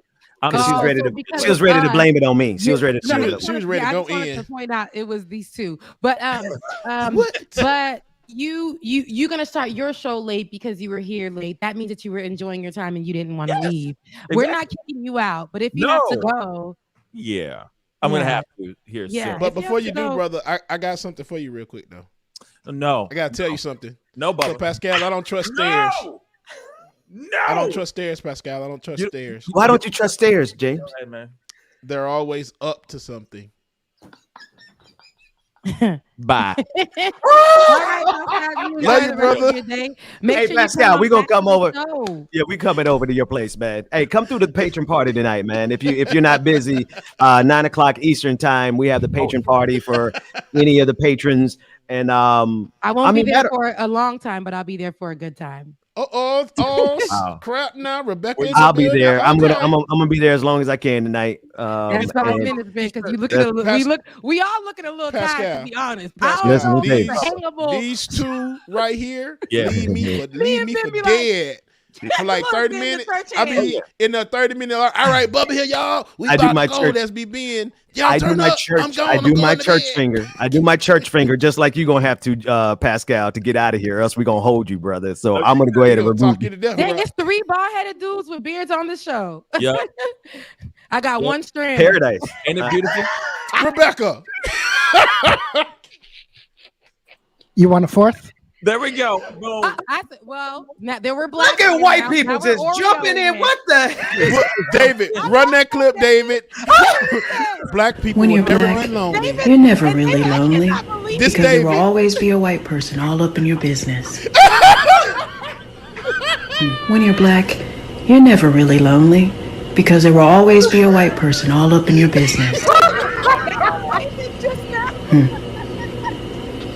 When you're black, you're never really lonely because there will always be a white person all up in your business.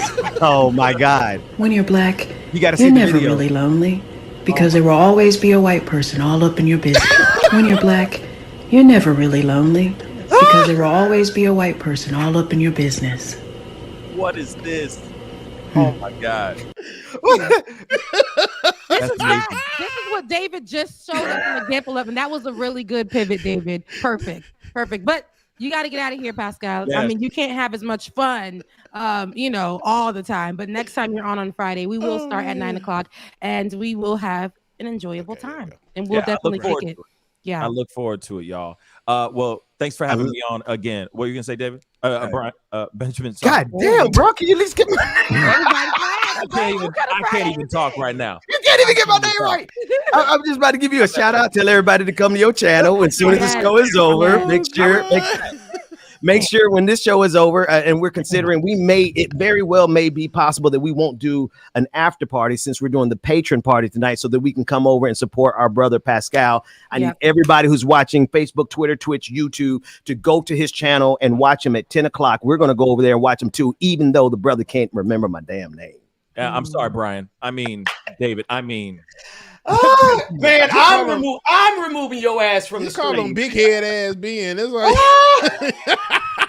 who removed him? Did he remove him? I did. Okay, bye. Bye. Have boom, a good one. back. We got 12 minutes, y'all. I want to go over there and party with them. And we got the patron party tonight. Patreon.com/liking or not. Patreon.com. Wherever you are a patron. Woo. If you're a Benjamin Dixon Show patron, Georgia Ford patron, Pascal, if you want to invite your patrons, we could do that. The entire family, we're going to be partying. If you support us in any way, form, or fashion, come tonight, 9 p.m. James, I'm going to hang out as long as I can. Yeah, make sure y'all bring y'all tip money because we stripping tonight. Let me stop. We said OnlyFans is back. Woo! No, okay. Only bands, bro. Only bands. If y'all not bringing the stack. I said that's where the money's at. Right. So David, I don't know if you got the things I did drop in last night. So since we only have a few more minutes left of the show, I did want to touch on those few things. And I don't know if you guys spoke about it earlier. Which thing was that, real quick? The Biden administration eviction moratorium. Oh yeah, you know what? Yeah. Thank you. Let me grab my, Rebecca. Go talk. Yeah. Okay. Sure. I don't know if you grabbed that, David, but if you did, I'll just wait for you to grab the B-roll while I. Ooh, come on, focus, baby, focus. My camera's not focusing. But the Supreme Court yesterday threw out Biden administration eviction moratorium, which we saw Congresswoman Cori Bush out there along with her other Congress colleagues who fight this good fight, who slept on the steps of the Capitol just to give an extension of the eviction moratorium. But on Thursday, the Supreme Court blocked the COVID-related eviction moratorium, saying Congress was on notice that a further extension would almost surely require new legislation, yet it failed to act in the several weeks leading up to the moratorium's expiration. The court wrote in an unsigned 8-page opinion saying, if a federally imposed eviction moratorium is to continue, Congress must specifically authorize it. The 3 liberal justices dissented publicly, citing the spike in COVID-19 cases and the Delta variant. This latest round of litigation was prompted by a version of the moratorium rolled out by the U.S. Centers for Disease Control, CDC, and Prevention on August 3rd, days after the last iteration of the moratorium had expired. Listen, all of that to say, America doesn't care about the people. No matter if the eviction moratorium was for a day or 2 or 3 or a month or whatever, somebody tried and somebody gave it that extra time. And that was Cori Bush and her colleagues. People were sitting out there and saying the importance of people who are homeless now because of what COVID did, or people who are to be homeless because of this COVID that has been taking over our country. right? The world, but specifically here in our country and how we run things, they do not give a damn. Now, I know that for a lot of people, I know the conversation has been had, and I know that on the show we've talked about how people might be taking advantage or whatever the case may be, but the amount of people that are taking advantage compared to the amount of people that are actually homeless, I believe. That's right. That's right. It doesn't, let's really look at the numbers, right?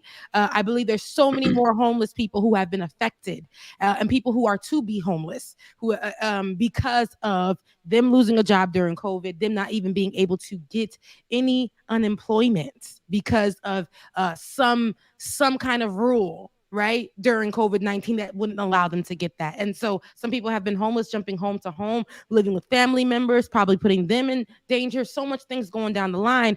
And, people like Ayanna Presley, like I said, Ilhan Omar, who have AOC, Cori Bush, like they've been out there fighting for people to still have this. And for them to do that, to say that it passed for a few more months before the end of this year, to now the Supreme Court stepping in, the Supreme Court, y'all, to say that there wasn't enough. So people's lives don't matter. And y'all have to do a little more to explain why we need to make this a thing, like why we need to extend the eviction moratorium, why it's important for people to be in homes. I don't see how much more than that sentence enough. People shouldn't be homeless. People should not be homeless, especially during this pandemic. I don't see why people's lives do not matter to the Supreme Court, and why they can literally just say, listen, Biden and them, listen, Cori Bush and all y'all, I know y'all slept for 5 days. That ain't nothing. People are just going to be homeless. That's part of the American dream. What's your girl name that's in the Supreme Court? That was Amy Trump's Coney pick. Barrett. Amy Coney Barrett, right? Yeah, that's his pick. Merrick Garland. No, I'm sorry, Merrick Garland is the one that they held up. Neil Gorsuch. What's the one that likes beer? Brett Kavanaugh and Amy Coney Barrett. There are 3 appointments made by Donald Trump, and they are 3 votes that sided on the side of ending the moratorium. Rebecca, thank you so much for bringing that up, because I saw that article right before the show started, and I wanted to make sure that we didn't forget it. And here we are at the end of the show, one of the most important articles of the day, stories of the day. It is the impact that the Supreme Court has on our lives. And I just got to say this. There are people out there like Jimmy Dore, who said that the Supreme Court picks in 2016 wouldn't matter. Well, here we are today. People are going to be homeless because of this decision by the Supreme Court, who Donald Trump had, the -45, had the last 3 picks. It was a 6-3 decision. You can do the math, or maybe you can't, Jimmy. The other side of this is these are the same people who are telling us that we should go and buy ivermectin, the horse dewormer. You got people all over Facebook literally crapping their pants and going to the hospital, dying because they're listening to the same people who told us that the Supreme Court didn't matter. And now not only is COVID-19 spread it uncontrollably, and you morons are taking dewormers, now a whole lot of Americans are not going to have a place to stay, literally because of what happened in 2016. It's trash. It's full. Like, there's nothing that we can really say to move mountains here, because we've tried to move mountains, and the Supreme Court said, get the hell out of here with that. Like, who do you think you are? But these moments, Ben, this is where the frustration comes in. The continuous fight. People will say that's not enough, right? And that's essentially what the Supreme Court said. We don't care if you give one of your body parts. We do not care if lives are lost. And I'm pretty sure that lives have been lost due to people being homeless during the pandemic. Period. Before the pandemic, I'm pretty sure so many lives have been affected and lost. I mean, we see this every remember day. those in Atlanta. I mean, that happens in Atlanta every day. We see that every day. Like, walking past, people are on the verge of death, and we're just walking past them. Full families. And we just, because we may not believe them, or we may not think that they deserve, because they may be users, there may be addiction, they may, our minds think that because somebody is suffering from something, that they deserve to be outside during a winter, during the most coldest nights here in Atlanta. And I think that's crazy. I've sat with people who had conversations and saying they put themselves in that predicament. Okay, that doesn't mean that we can't. There's a building right there, Walgreens, that has light, that has heat, that has air conditioning, that's just sitting there, unused. And like I said, there is possibly a Bank of America building in the middle of Midtown that is unused for the most part. Huge, taking up space. But we got people who are homeless out here in these streets. We got people who are homeless out here in these streets. And that's why I say, it will never make sense to me. Housing homeless people is so... It's such a fundamental human thing. It's like the baseline of humanity. It's the human thing to do. But I know people get frustrated with me saying I'm a little sensitive when I say stuff like that. No, we're people. And until you go through it, when the thing gets close to you, all of a sudden you start understanding how to be that way. One thing I don't like is during the holidays when people want to be human for that day because they think Santa Claus is going to bless them. I don't give a damn. The same way that you are on the 25th could be beneficial on the other days of the month, of the year. Being a good person doesn't always have to come because Christmas came that day. Like, I've watched that working in retail, how people will be like, here you go, here's $5. Like, it's Christmas, but you're holding the door for this Black woman because it's Christmas. Make it make sense. You know what I'm saying? Like, don't only be nice to homeless people because it's a holiday or whatever. No, like, I feel like this country has to do so much better. We have to do so much better. So I know that Cori Bush is about to fight this with her crew, Ayanna Presley, Ilhan Omar. Everybody's about to go out there and fight it again. And even us, the regular people who are joining her to go fight this thing. But it's almost like it's not enough, because what it gets us is a few more months, and then we have to fight again and fight again and fight again. I hate it, but this actually helps somebody. And even if it's for a short amount of time, it helps someone, y'all. It really, really does. It helps someone. And it all boils down to now is just that, this may happen in Supreme Court, but hopefully that some of the landlords, and I know there are landlords that have a heart, and they're still not gonna follow. Me and Rebecca's camera boy, I swear. Ain't happened in a long time, but both of us. That these landlords, though, they're not gonna follow through with some of these evictions. I know a few apartment complexes. I know, hell, my landlord, he actually helped out and said, hey, I'm going to go ahead and apply for this COVID relief for you.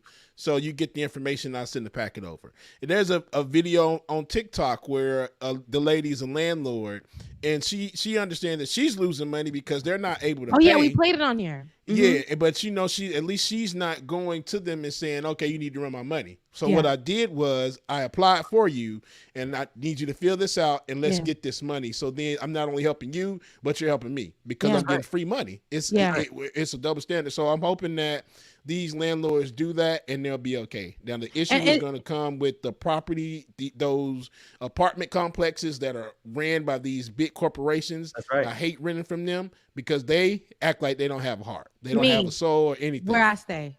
Can't even get any assistance. I hate places like that. So ever. And I believe in it. And it's almost like to keep the people in line. If nobody else is complaining about it, why are you complaining about it? I can't even give you a day over. Like, you guys know, Ben, I told you one time when I first moved here, I had a struggle. Just one day. I got paid literally the day after, and they charged me $250 and like so much money. Just one day, $250. So I made a complaint.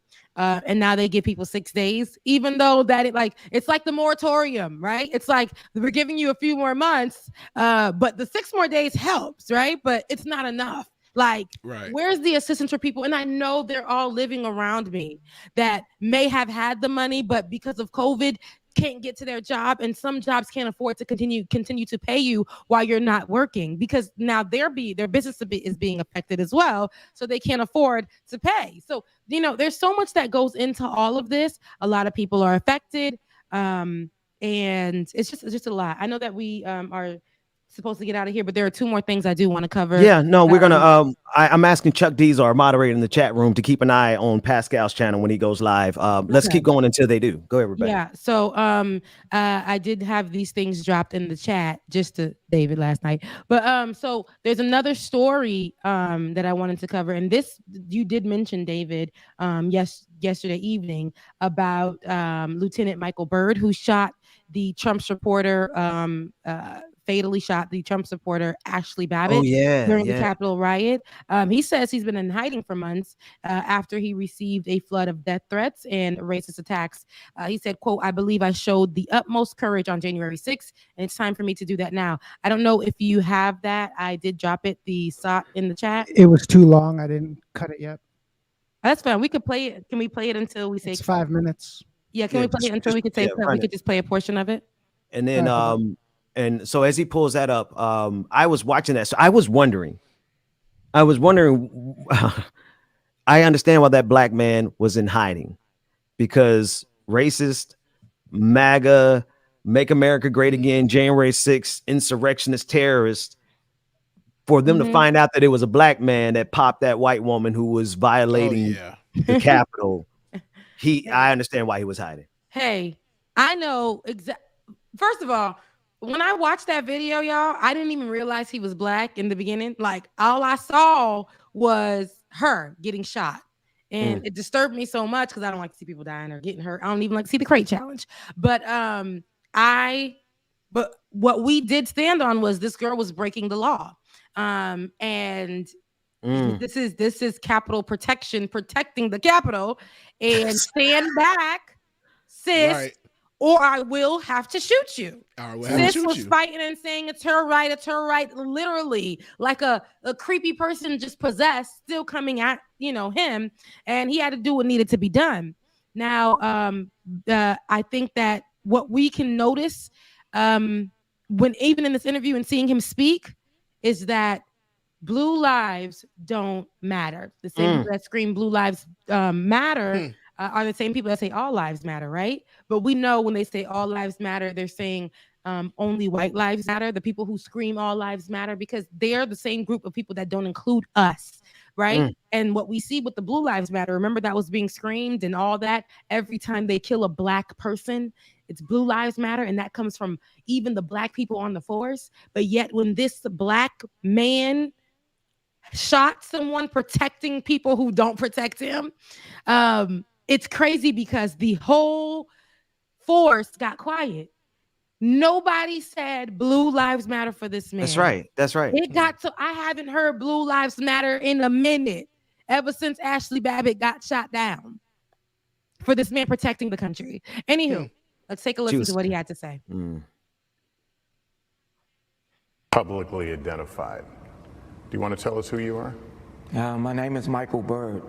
I'm a lieutenant for the United States Capitol Police. For months, he has lived in hiding, he says, over this moment. His decision to use deadly force against a rioter as she climbed through a barricaded door that leads to the House chamber.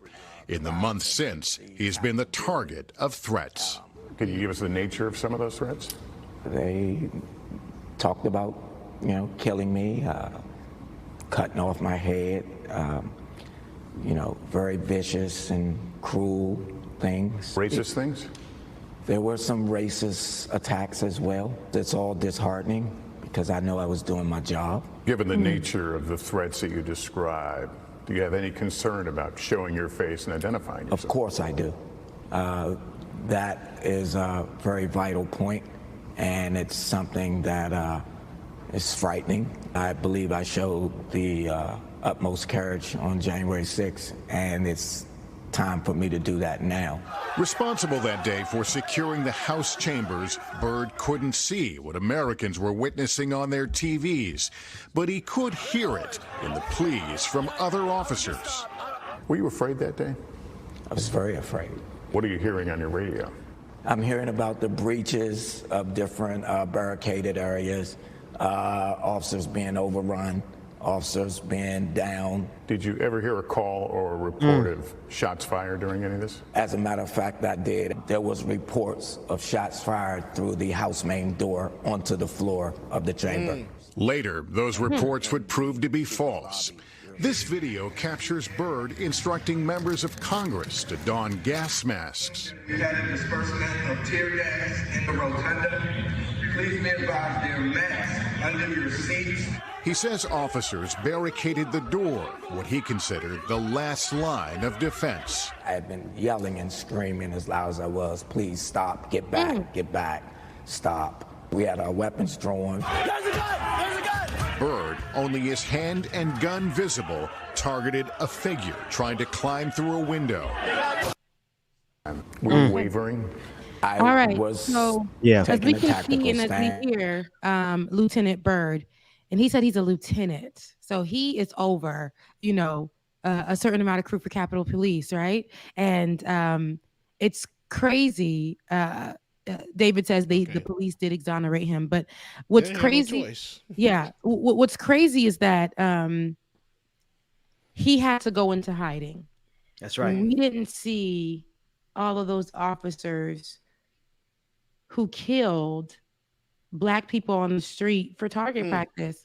We don't see them go into hiding. What we see is they get protection over their homes, Like and they become celebrities. Some of them, and they write books, and That's right.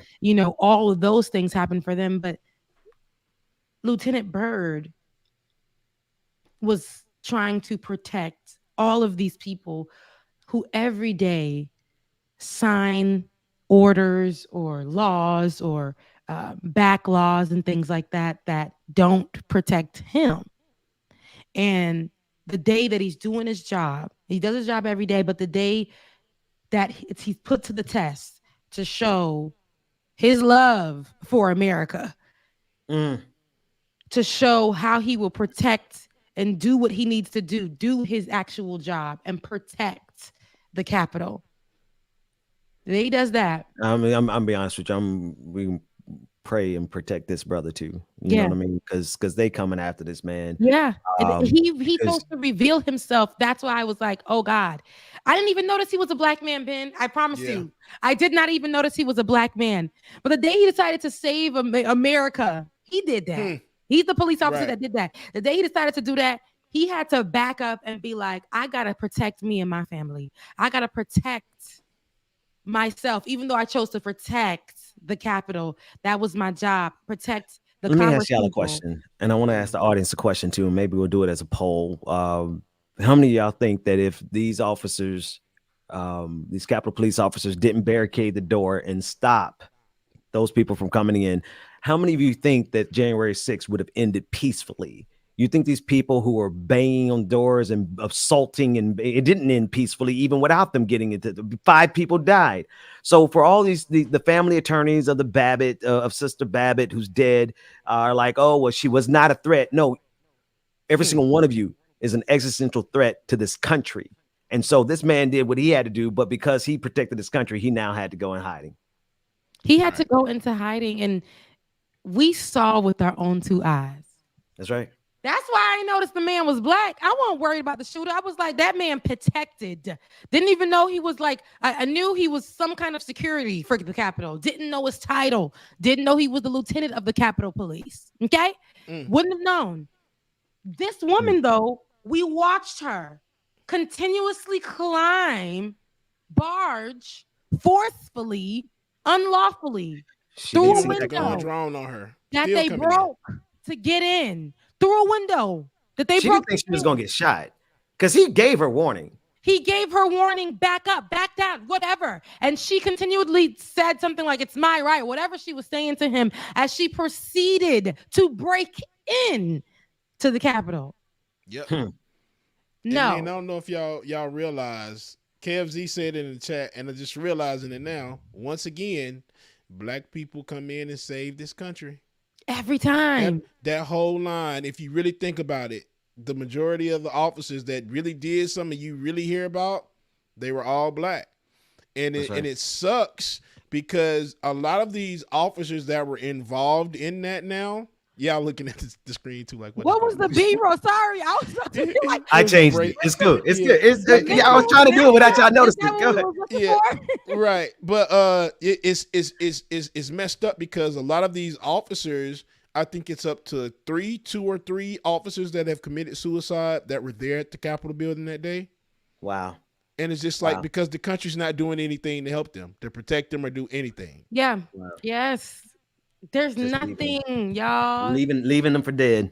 Leaving them for dead. But one thing about it, God, protect this man, Lord. I ask you, God, that's my prayer today. I need an organ right now. If y'all are believers or non-believers or whatever, if whatever we can do, send out some good love, some good energy. I don't know, the universe or whoever you serve. But what I ask today, Looking like Dr. King over there. That's what he was yes, giving. absolutely. He is giving me the ancestry, protective, willing to do whatever he can for this country to make a change. David said he saw it too, but he didn't want to say nothing. Now, you see, yes, he is definitely giving us that ancestral, I'm protecting the country, willing to die for it. I might die for it. I might don't die for these folks. I'm sorry. Don't die for America. Bro. But then when police officers literally put on their outfits, that's their job. But some police officers, most police officers who are on the street, black men, stop dying for America. They kill black people for fun.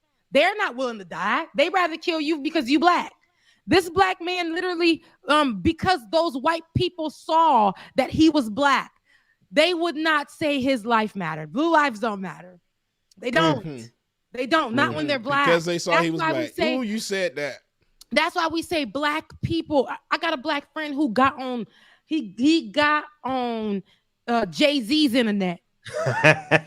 He got on Jay-Z's internet in the year 2020 and got upset when people were saying abolish the police. And at the time, it was reform the police and defund the police. And so he got upset and was like, one thing about it is y'all step to me and I'm always going to pull out my gun.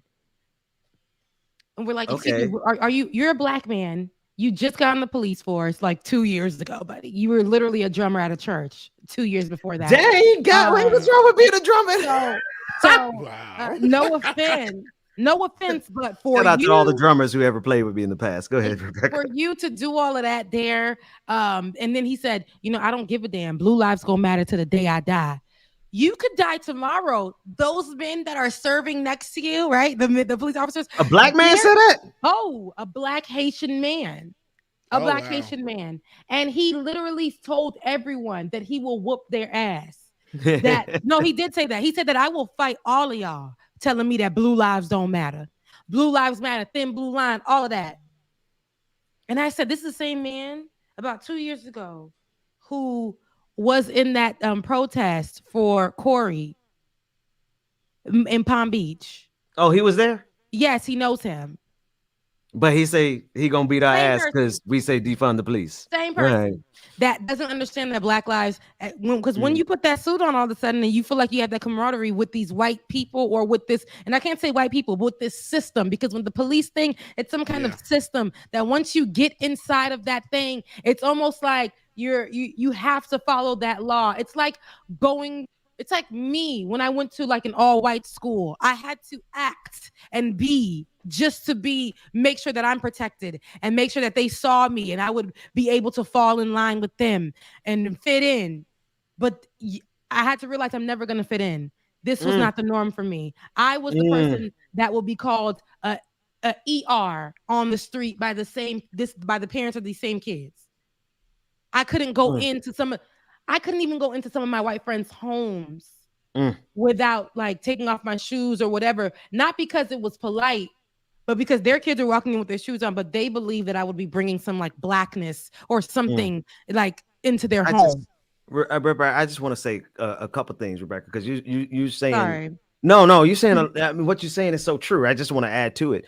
Not for real. I was gonna say, Rebecca, you'd be having so much to say. You really got to get here on time so you can say it all. I was on time this morning. I had my battery. My battery was not charged, and that's what my issue was. Rebecca, girl, you ain't got to do that because at that time it was 1,000 of us on the screen. Because So when you I was got good on here, time. I was like, "Who are all these people?" Look, we had just started. I'll be selling out, don't I? I'll be selling the hell out. James, you know good and damn well, James. You know good and damn well we extended it because she wasn't here yet. Come on now. Thank you. Come on, And no, good dude, but James. how about the extensions be like 2 minutes or whatever the case may be this week? They have been like 2 to 5 minutes. They have been. But no, because you got so much important stuff to say, Rebecca. You're a source of knowledge, wisdom, empathy, and brilliance.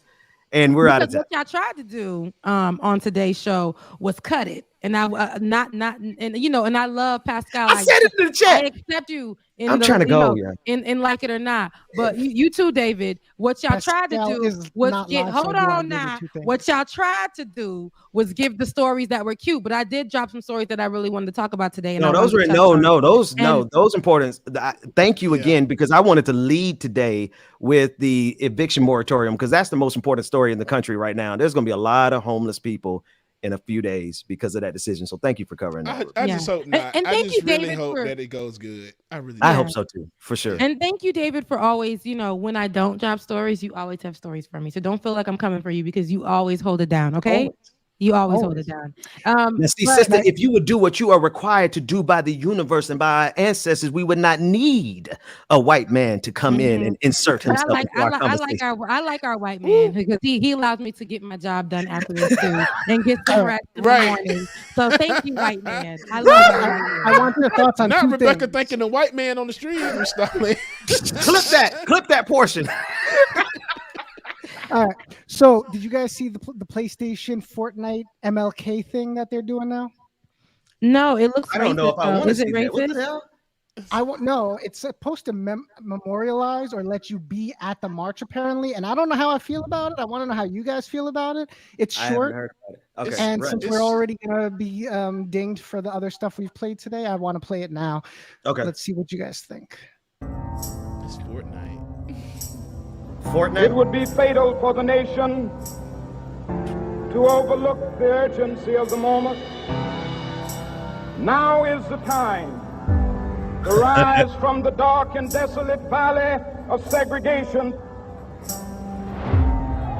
Let freedom ring from every hill and molehill of Mississippi, from every mountainside. It's giving me Let freedom ring. I have a dream today. Okay, I will say So this, it's sponsored for a video by game, Time Magazine. Yeah, for a video game, that's not. I would say that's. I'll dope, go see only it. Because, yeah. Only because Fortnite has what happened. Oh, okay. Only because Fortnite has like millions upon millions of people that play the game. That's so for it to be in there like that, I mean, it's cool. Now, as long as it's something that you can just walk through. And Fortnite is about destroying random shit and killing people. So hopefully it's just like a memorial that you can just walk through. No. So here's the thing about it, though. I just need to point this out to everybody. I know right now, like, being flamboyant, whether you're gay or whether you're not gay, flamboyant can go on both sides of it. The ass and titties being out, it's the ass is in the Bible. But all of that being the body part, like I'm getting just keep cussing as much as y'all want. They're gonna cancel this contract. This all I was saying. It's the body parts and all this. They've been doing this like with urban. She come through looking like Storm. I thought that was Storm for a second. I've been seeing a lot of like these video games and stuff when they're putting up urban people and stuff. They're giving like all BBL bodies, and then they're giving like it's crazy. And then with the gay people and stuff, they're giving like. Did you not see the guy with the flag with like the little shimmery outfit on the side? Nah, I didn't see that. Where'd you see that? Like, yeah, he's in there. Not all gay people. You'll see it. It's like, but I guess it's part of the game. I've never played Fortnite. It's just these are all character generated. People generate their own characters. So it's like that's the part. In your avatar to be whatever. This one right here. Dang. I like the shirt though. In a week, I mean, twice in the show. What the hell? But I said, but why I gotta give all of that? But like I said, guys, if this is what the game does show, it does show. But not everybody got the BBL. Not everybody. Like you said, I mean, if you only knew, you can do any and everything in that game with the character to develop them, everything. So that's why a lot of people play it. But this game, I mean, I know a lot of people that play it. I don't like it. It's Fortnite. So a lot of kids play Fortnite. A lot of kids play. Yeah, a whole lot of kids. Yeah. Look, Rebecca Avatar policing. I don't know what that even means, but I guess because I don't play video games, and I've been seeing, and I do have a problem with the whole body thing online. Not to, because now it's kind of like there's no normal bodies now, and by normal bodies I mean everybody's body, whether you got a BBL or not. Right, so with everything that I'm seeing is focusing on a BBL look, and I love a girl with a big booty. I love a girl with a nice chest. I love a girl with all that, but I also like a girl that's slim. I also like a girl that's thick.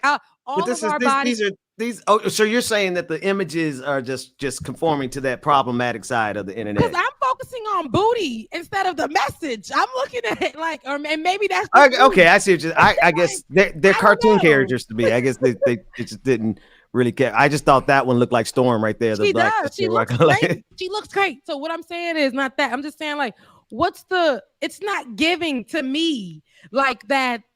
I have a dream. I want to be here. I'm listening to Martin, I'm listening to MLK really talk his talk.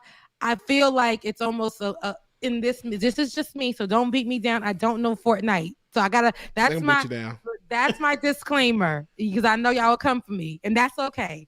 But it almost looks like a mockery for me. Like, it's just like, why? I don't get it.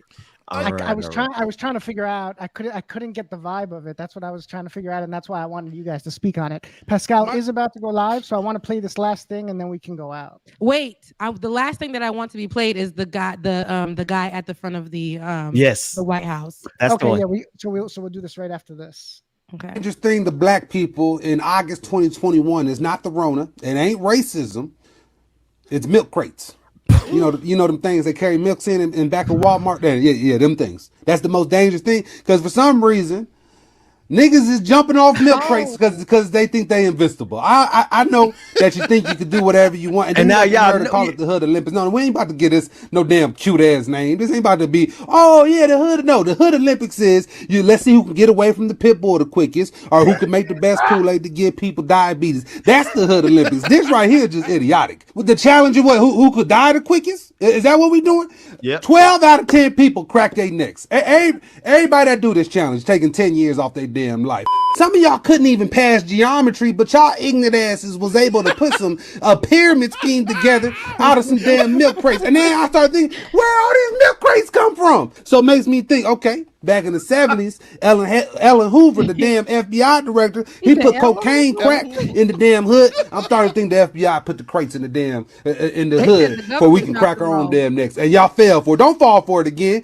We've been through so much BS. We done went through slavery, crack epidemic, the 80s. They took down the Black Panthers in the 90s. Clintons done locked all the niggas up, and we gonna let some damn milk crates take us out. They don't make no. I'm so damn discombobulated. That's like you sniffing anthrax and you survive that, and then all of a sudden you go slip outside on a damn banana. If you participate in the milk crate challenge, like, and you the same size as a Ford Expedition, or too many refrigerators, or 200 pounds of 5-pound potato bags, and you try this challenge, you definitely, whatever happened to you, I don't feel bad. I seen one dude fall face flip. He's 3 of me. He fell on his face. I said, what you expect? Of course the milk crates is gonna throw you off this. So all I'm saying is stay off the milk crates with your dumb ass.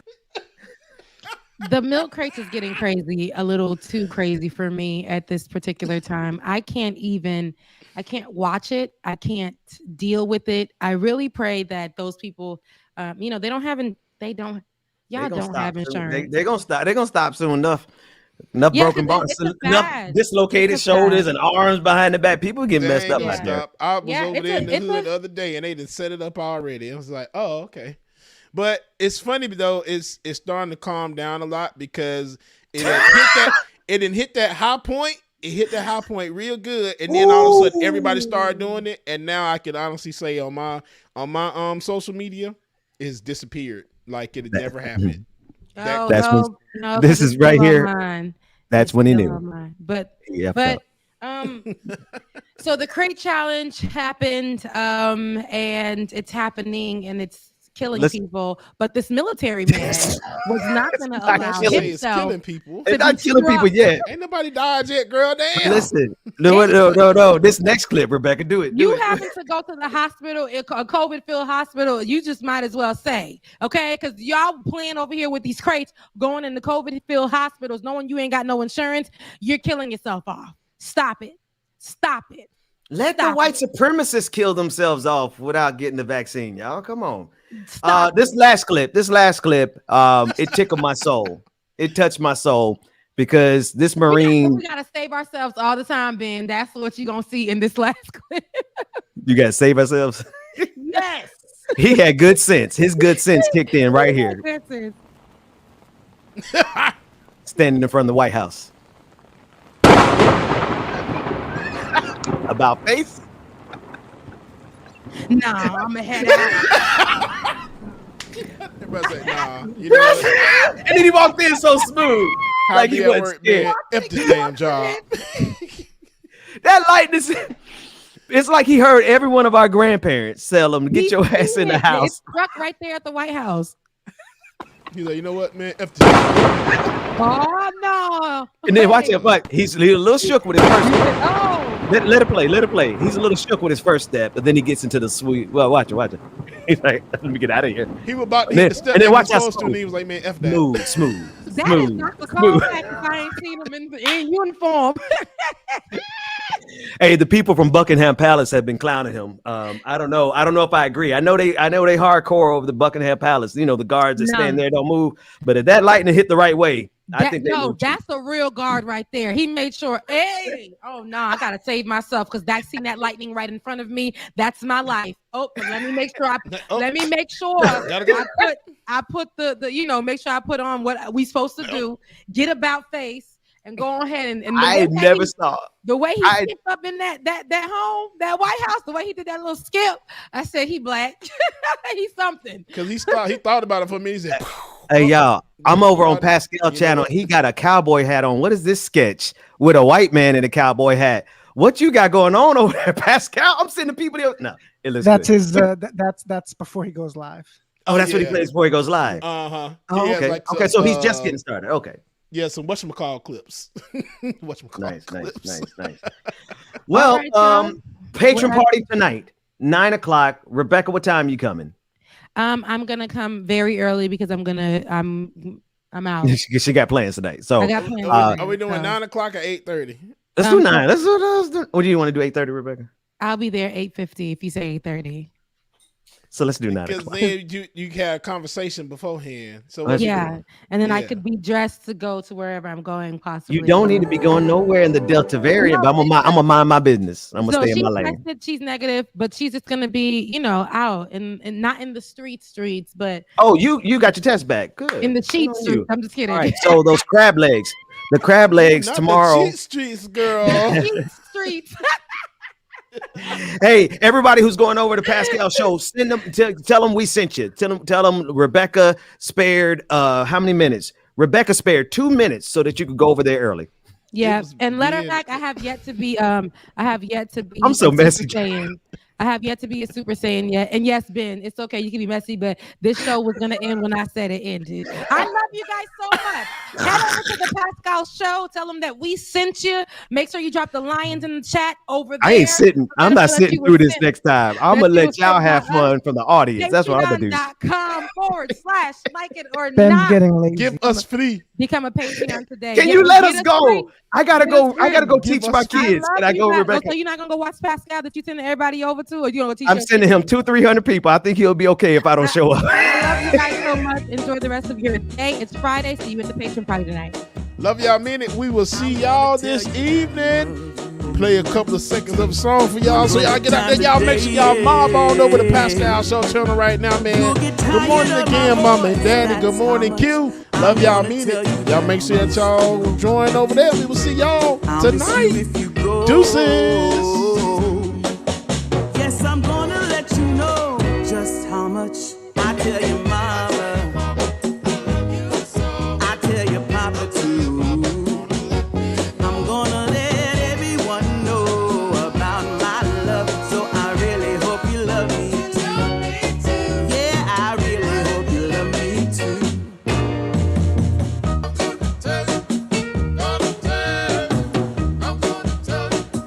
I'm gonna tell you that I need you. I need you every day. You'll get weary of my touch. That's how much I'm gonna tell you that I